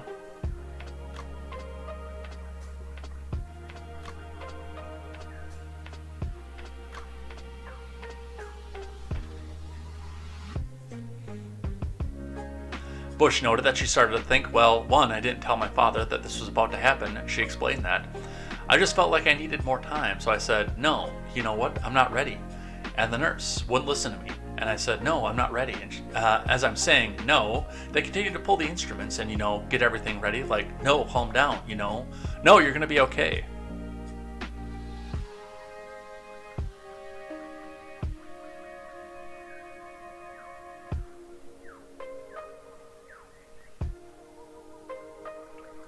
She said, they absolutely ignored me, even to the point of, calm down, as if I was the problem. You can actually listen to some of this here. Let's listen. One of the things that really struck me in the part of your book where you talk about the experience you had with abortion is how nuanced your view is. Because this is a complicated topic. And you talk about how the fact that it's complicated showed up in your own life. Yes. You became pregnant 2 years later when you were 19. And you chose to have an abortion. You went to an abortion clinic. At this time, you were enrolled in university. You had started Harris Stowe State University. And you got to the clinic and had second thoughts. Yes. Walk me through what happened. So I was thinking back to the first abortion. Okay, you've done this before. You know the rooms. You know what it looks like. You know what it feels like in this place. You know what to expect. You know that you may experience even some harm or some racism in this space. Like, I thought I was ready. Because you had experienced racism previously. I had. So I thought I was ready. And I went in and I went through all the steps because there were it's almost like an assembly line. You go from room to room. And I got into the last room. I was helped up onto the table by the nurse. And I laid there and I started to think, well, one, I didn't tell the father that was about to happen. I just felt like I needed more time. So I said, no, you know what? I'm not ready. Mm-hmm. And the nurse just, wouldn't listen to me. And I said, no, I'm not ready. And as I'm saying no, they continued to pull the instruments and, get everything ready. And it was just like, no, calm down. No, you're going to be okay. So you were telling them that you didn't want to move forward. Yes. And they were ignoring you. They absolutely ignored me. Even to the point of, calm down, as if I was the problem. And so I didn't really know, I didn't understand at that point where I had a voice, who listened to me. And so I remember laying there looking to see if there was someone else in the room that would listen to me. And they ended up during this time, they put the instrument inside me and started the instrument. So it was, and I'm saying no, but it was too late because you couldn't stop once it started. Why do you think they didn't listen to you? The same as other times where I haven't been listened to by a provider or medical staff. You know, I was Why? a young Black woman. You know, multiple times I felt like it was, oh, well, we know better. You don't know what you need. You don't understand. We know better. And yet she is still pro-abortion. You can't stop once it started. That's not an anti-black thing. That is an abortion provider who needs to go and get their government funding.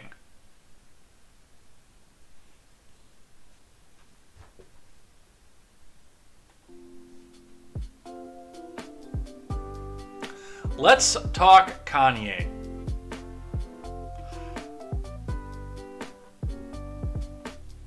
I don't know if I can read this. The second paragraph in this because of TOS. And partially because of the people who control YouTube.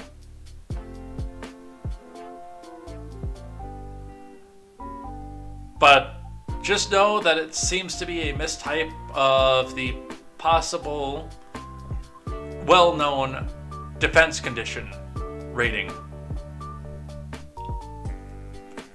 And I'm going to gloss over that part of the paragraph because, again, I think that that's going to go against TOS. Even though it's right there on the screen.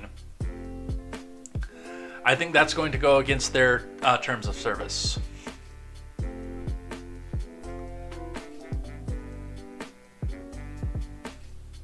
Am I still on? Well, let's check the monitors here because, yeah, my viewership just dropped to 0 on the monitor over here. Oh no, I'm still on with a bunch of people watching. Oh, there it came back up. Did I get bumped off for a second? My viewership stayed up, but by everything else that said, like, where it shows down here where I'm broadcasting to, went to 0 to 0. Or 0 of 0. Okay, well, we're still on.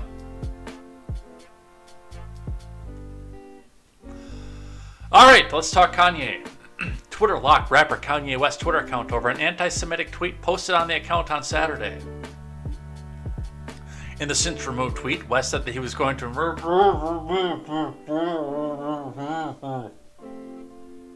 and also that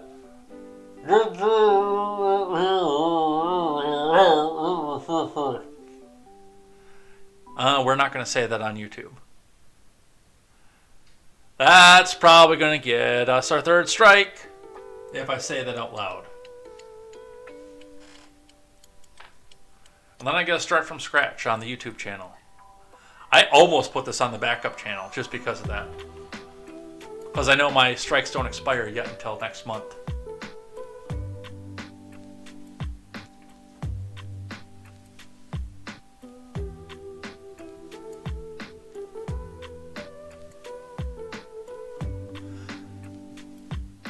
Without specifying what group he was addressing, according to Internet Archive's records pulled by CNN.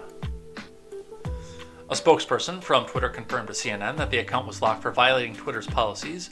The tweet has been replaced on the account by a message from the company saying, "This tweet violated Twitter's rules." The spokesperson did not say which policy was violated, but instead sent a link to Twitter's rules, which include guidelines against hateful conduct. Yeah, you're going to hear a lot about what Twitter rules were violated by this from our friend in his deep religious compound in Tennessee later on today. Have at it, buddy. I might have to listen just for that. It's Monday. I don't have to go to work.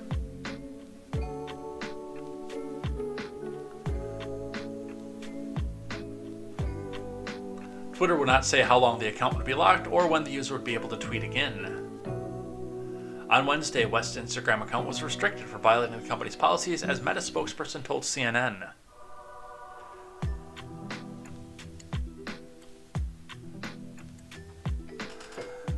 Yeah, I do need to get. I gotta sit down with PJ Patriot and figure out how to get the Rumble to actually go through.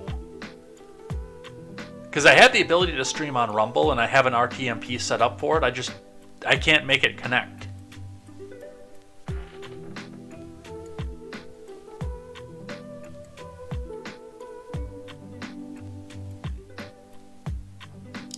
In a tweet, the ADL said, of course it's the ADL. The ADL said power, disloyalty, greed, deicide, blood, denial, anti-Zionism. All these are anti-Semitic tropes that we break down in our Anti-Semitism Uncovered Guide at antisemitism.adl.org. Please watch another advertisement and get us paid a little bit more. I am trying to tiptoe around this as much as I can. But the ADL is acting exactly like Kanye accused the people controlling him of.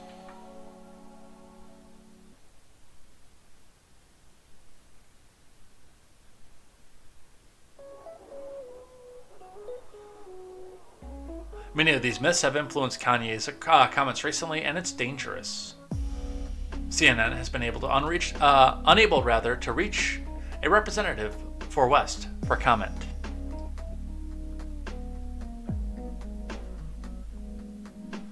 The coolest gifts of 22, a ring that you can go and make your phone calls off of. Bad enough I have a watch. I like my watch though.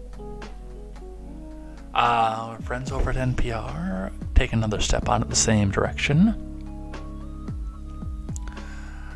He takes to Twitter after Instagram restricts his account for following anti-Semitic posts. This is from Andrew Limbong. And remember, we can tell you what is anti-Semitic and what is not. So hit that donate button because NPR needs your money to tell you that you are and always have been racist just because you're white. And that some other people can be because they're black skin, but act like they're white as well. So hit that donate button, otherwise you might never know the difference. NPR, never printing reality, National Progressive Radio. Let's see what it is that they have to say.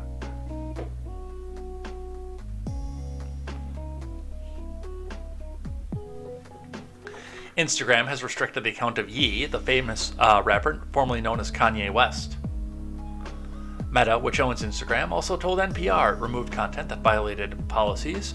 It didn't specify which posts were responsible for the restrictions. Ye responded to the restrictions with a now deleted tweet, writing,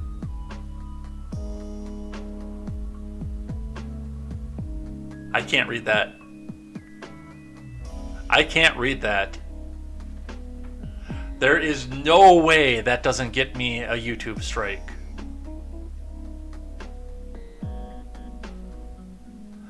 On Friday, Ye posted screenshots that appear to be text exchanges with Diddy, in which Ye told him,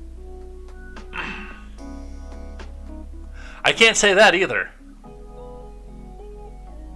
I mean, we've seen the pictures going around, but I can't say that either. The post has since been taken down from his Instagram account. The wave of Ye news is coming off his recent appearance on Paris Fashion Week, where he wore a shirt that said White Lives Matter. According to the Anti-Defamation League, the phrase first appeared in 2015 as a racist response. Of course it's a racist response, because it's the ADFL.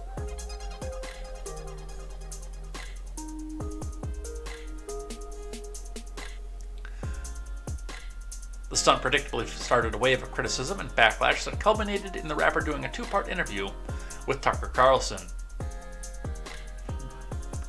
Man, that should have been punishment enough. You had to sit down for 2 hours and talk to Tucker Carlson and listen to that squeaky voice?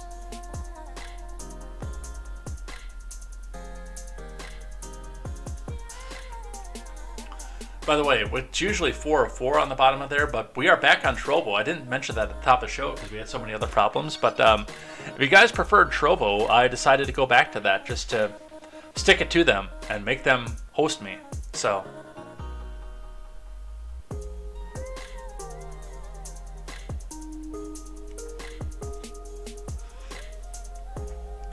The broad-ranging interview featured Ye talking about everything from his religion, his relationship with the late fashion designer Virgil Abloh, his anti-abortion stance, and his political aspirations. In response to why he wore the White Lives Matter shirt, Ye said, "Because they do. It's the obvious thing."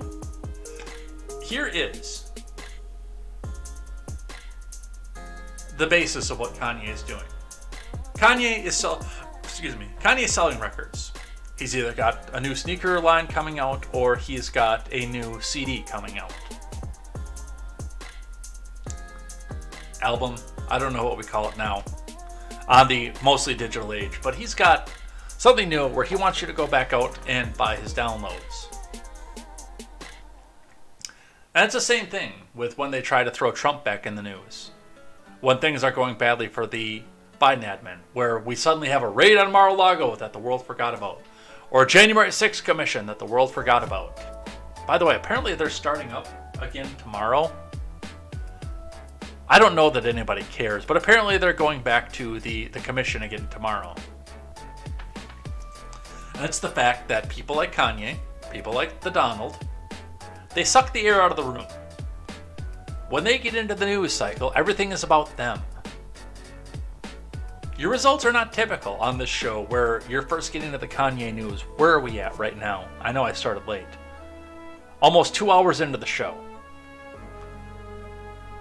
Most everything else, by the way, is putting this out there, putting this information out there. Within the top 10 to 15 minutes of the show, they're talking about Kanye. I don't necessarily care about rap, so I don't. And my Trump news is all the way at the bottom of the stack. Because I don't think that's worthwhile to talk about either right now. He's not in office. There's nothing he can do. There's no policy he can affect. So instead we should be talking about the fact that gas is creeping back up, even though it did drop just slightly. Again, I'll give credit where credit's due. And the Dow is down and dumped out another 500 points on Friday. What happens in your house? And the fact that I just spent $100, and it's me, just me, on 2 weeks worth of groceries. Where's the Dow at, by the way? It's open now. Oh look, it puked out more. It started up, and then it just puked out more. That's what the chart looks like today.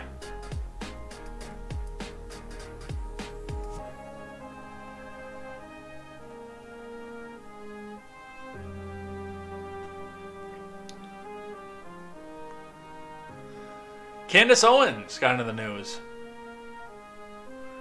But I can't read it because this is a Daily Wire exclusive. So we'll have to go back and check and see if I can archive my way out of this. But with that being said, let's actually move on from Kanye because, again, I know what he's doing. He's advertising.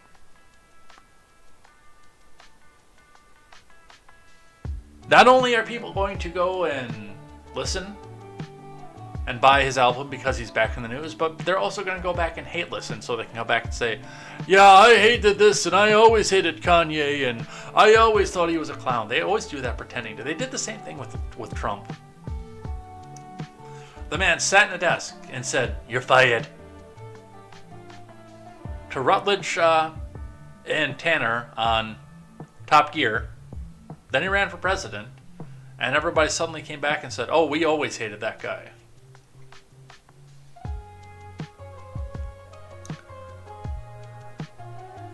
LA City Council to consider Office of Unarmed Response from CBS LA staff. Because this is going to turn out oh so well.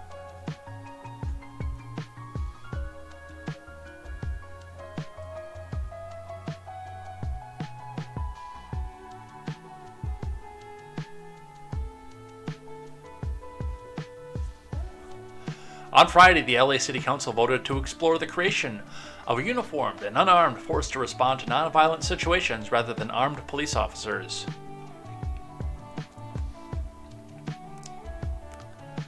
Councilman Mitch O'Farrell led for the push of the Office of Unarmed Response and Safety and said the city entity would build off previous unarmed crisis response models that the city explored in the past. He added that this model would help improve the city's public health model by allowing officials to focus police where they are best suited and trained to address. The councilman also hopes that his new program would help treat mental health and substance abuse issues with the skill and response that is the most appropriate.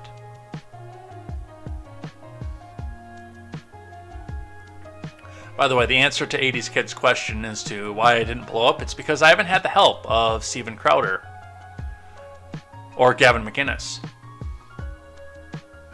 Like certain other creators who claim that they're completely grassroots, or I didn't build my business off of Disney and Vice. Like other creators out there. I didn't go out and have Vice build my online brand for me and then pretend that I did it all by myself.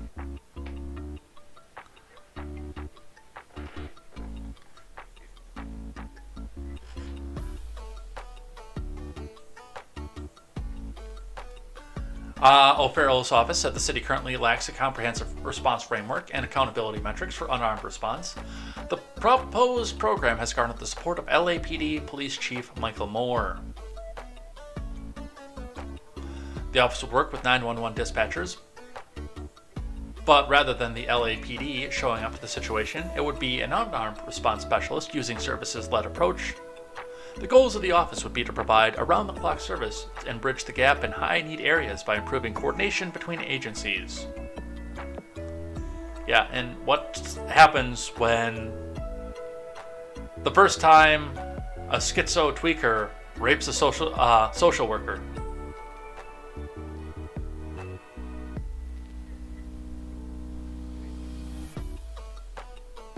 You obviously didn't see me in my 20s, Fanning.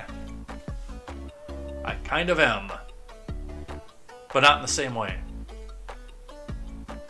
I know what you're saying. He knows that this frees up more officers to stop gun crime, assault, and deter crimes, O'Farrell said. It's time for the city to finalize the development of a systemic crisis response plan that would send a range of trained unarmed service providers to respond to nonviolent and non-criminal situations instead of law enforcement.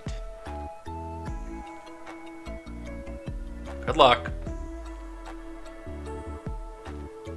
Oh, is he on already? Let's find out.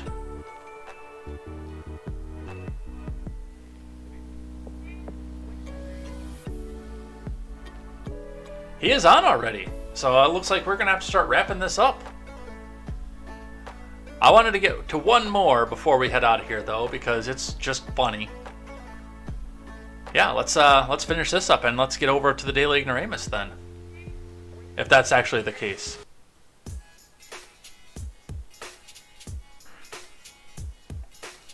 From the Daily Wire, Kamala Harris gets dragged for saying no one should go to jail for smoking weed. You get why this is funny, right? From Virginia Kruta. Critics rip into Vice President Harris over the weekend as video circulated of her claiming that no one should go to jail simply for smoking marijuana. Harris's remarks came on the heels of President Biden's Thursday pronouncement declaring mass pardons for thousands who have passed federal convictions on drug charges and flew in the face of her record as a persecutor in California. Let's listen. And speaking of the system of justice, we are also changing, y'all might have heard that Oops. this week, the federal government's approach to marijuana.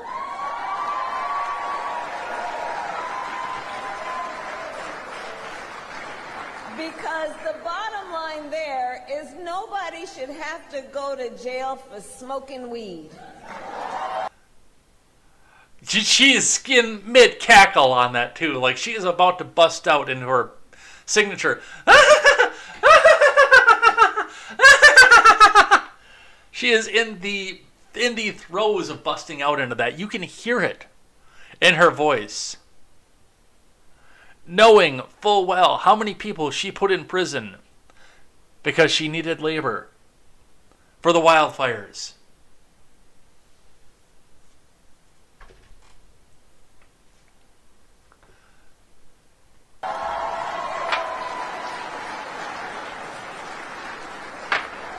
And this is how liberty dies, with thunderous applause.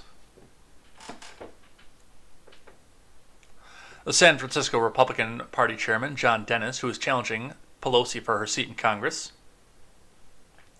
called out the vice president in a tweet saying, "Shameless," as California AG Harris sent people to jail for smoking weed. The hypocrisy is staggering, actor Matthew Marsden added. Senate candidate Mark Moiser pointed out, "Clearly, Kamala has forgotten her legacy in California." No, she knows. Reminder, Kamala Harris has sent at least 1,560 people to prison for marijuana-related offenses. Steve Guest, Special Communications Advisor to Ted Cruz, said.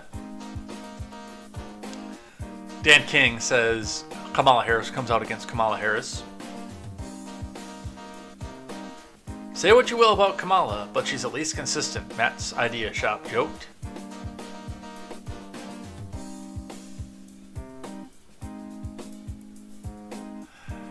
Yeah.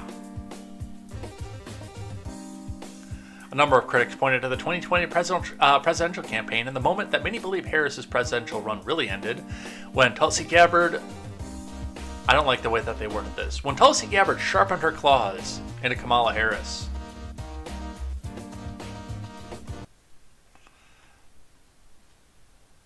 Back to the broken criminal justice system that is disproportionately negatively impacting black and brown people all across this country today. Now, Senator Harris says she's proud of her record as a prosecutor and that she'll be a prosecutor president, but I'm deeply concerned about this record. There are too many examples to cite, but she put over 1,500 people in jail for marijuana violations and then laughed about it when she was asked if she ever smoked marijuana. She blocked evidence. She blocked evidence that would have freed an innocent man from death row until the courts forced her to do so. She kept people in prison beyond their sentences to use them as cheap labor for the state of California. And she fought to keep cash bail system in place that impacts poor people in the worst kind of way. Thank you, Congresswoman. Senator Harris, your response.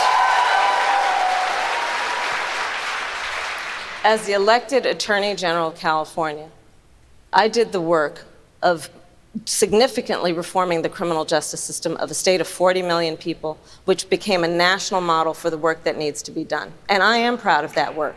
And I am proud of making a decision to not just give fancy speeches or be in a legislative body and give speeches on the floor, but actually doing the work of being in the position to use the power that I had to reform a system that is badly in need of reform. That is why we created initiatives that were about reentering former offenders and getting them counseling. The bottom line is, Senator Harris, when you are in a position to make a difference and an impact in these people's lives, you did not. And worse yet, in the case of those who were on death row, innocent people, you actually blocked evidence from being revealed that would have freed them until you were forced to do so. There is no excuse for that. And the people who suffered under your reign as prosecutor, you owe them an apology. Our Democratic Party, unfortunately, is not. Burn!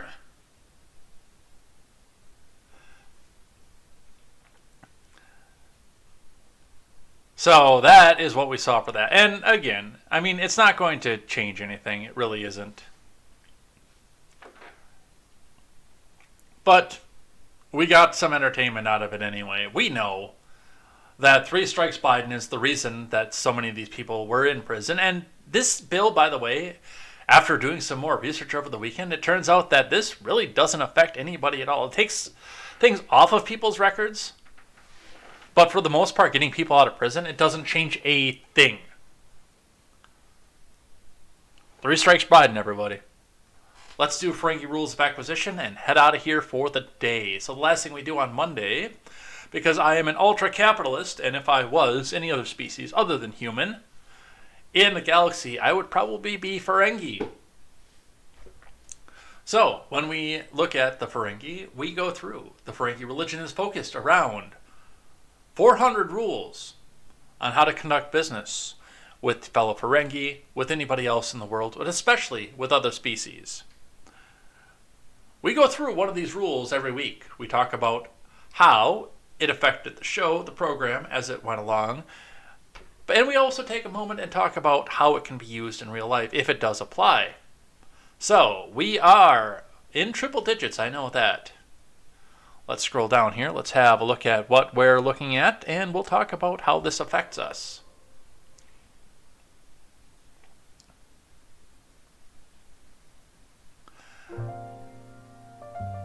So, we did the 102nd rule of acquisition last week. Nature decays, but Latinum lasts forever. Now we are going to read from the episode titled Rules of Acquisition, the 103rd rule of acquisition. Sleep can interfere with opportunity. Now, of course, you've always got to be taking time and trying to find ways to make passive income and find a way to constantly be making money. If you're not making money, you should be out there trying to find a way to make money. I do disagree with this at some point because you need to sleep. If you're not at your best, then you can't come out and people can possibly outmaneuver and outthink you and outdeal with you. They can make a better deal than you can because they got a good night's sleep and they could see the weaknesses in your argument. So it can interfere with opportunity, but what we do with that and what we do when we take this into our lives is we find ways to make passive income that makes money, even when we are not active in it, even when we're not going out and actually doing something. So pad out your investments, pad out the things that you have, pad out what's going on with you, and make sure that even if you're asleep, you're still finding a way to make money while you sleep. And with that, we head out of here for the day. I know we're kind of cutting this one just a bit brief short off this, but I know Daily Ignoramus is already going. He's been going for a few minutes. And I know a lot of you guys, we share audience together between the two of us, so I want to make sure that you guys get to see his program as much as I do. Plus, I kind of want to hear some of this Kanye stuff. So let's head out of here for the day. Where's the outro music? There we go. So, thanks everybody who came by and chatted in the live chat. It was a pretty good live chat today. I've been kind of keeping up on it as we go here. So, with that, we head out of here for the day. Thanks everybody who came by, chatted, hung out. Everybody who came by supported us, but not on PayPal because we don't do that anymore around here.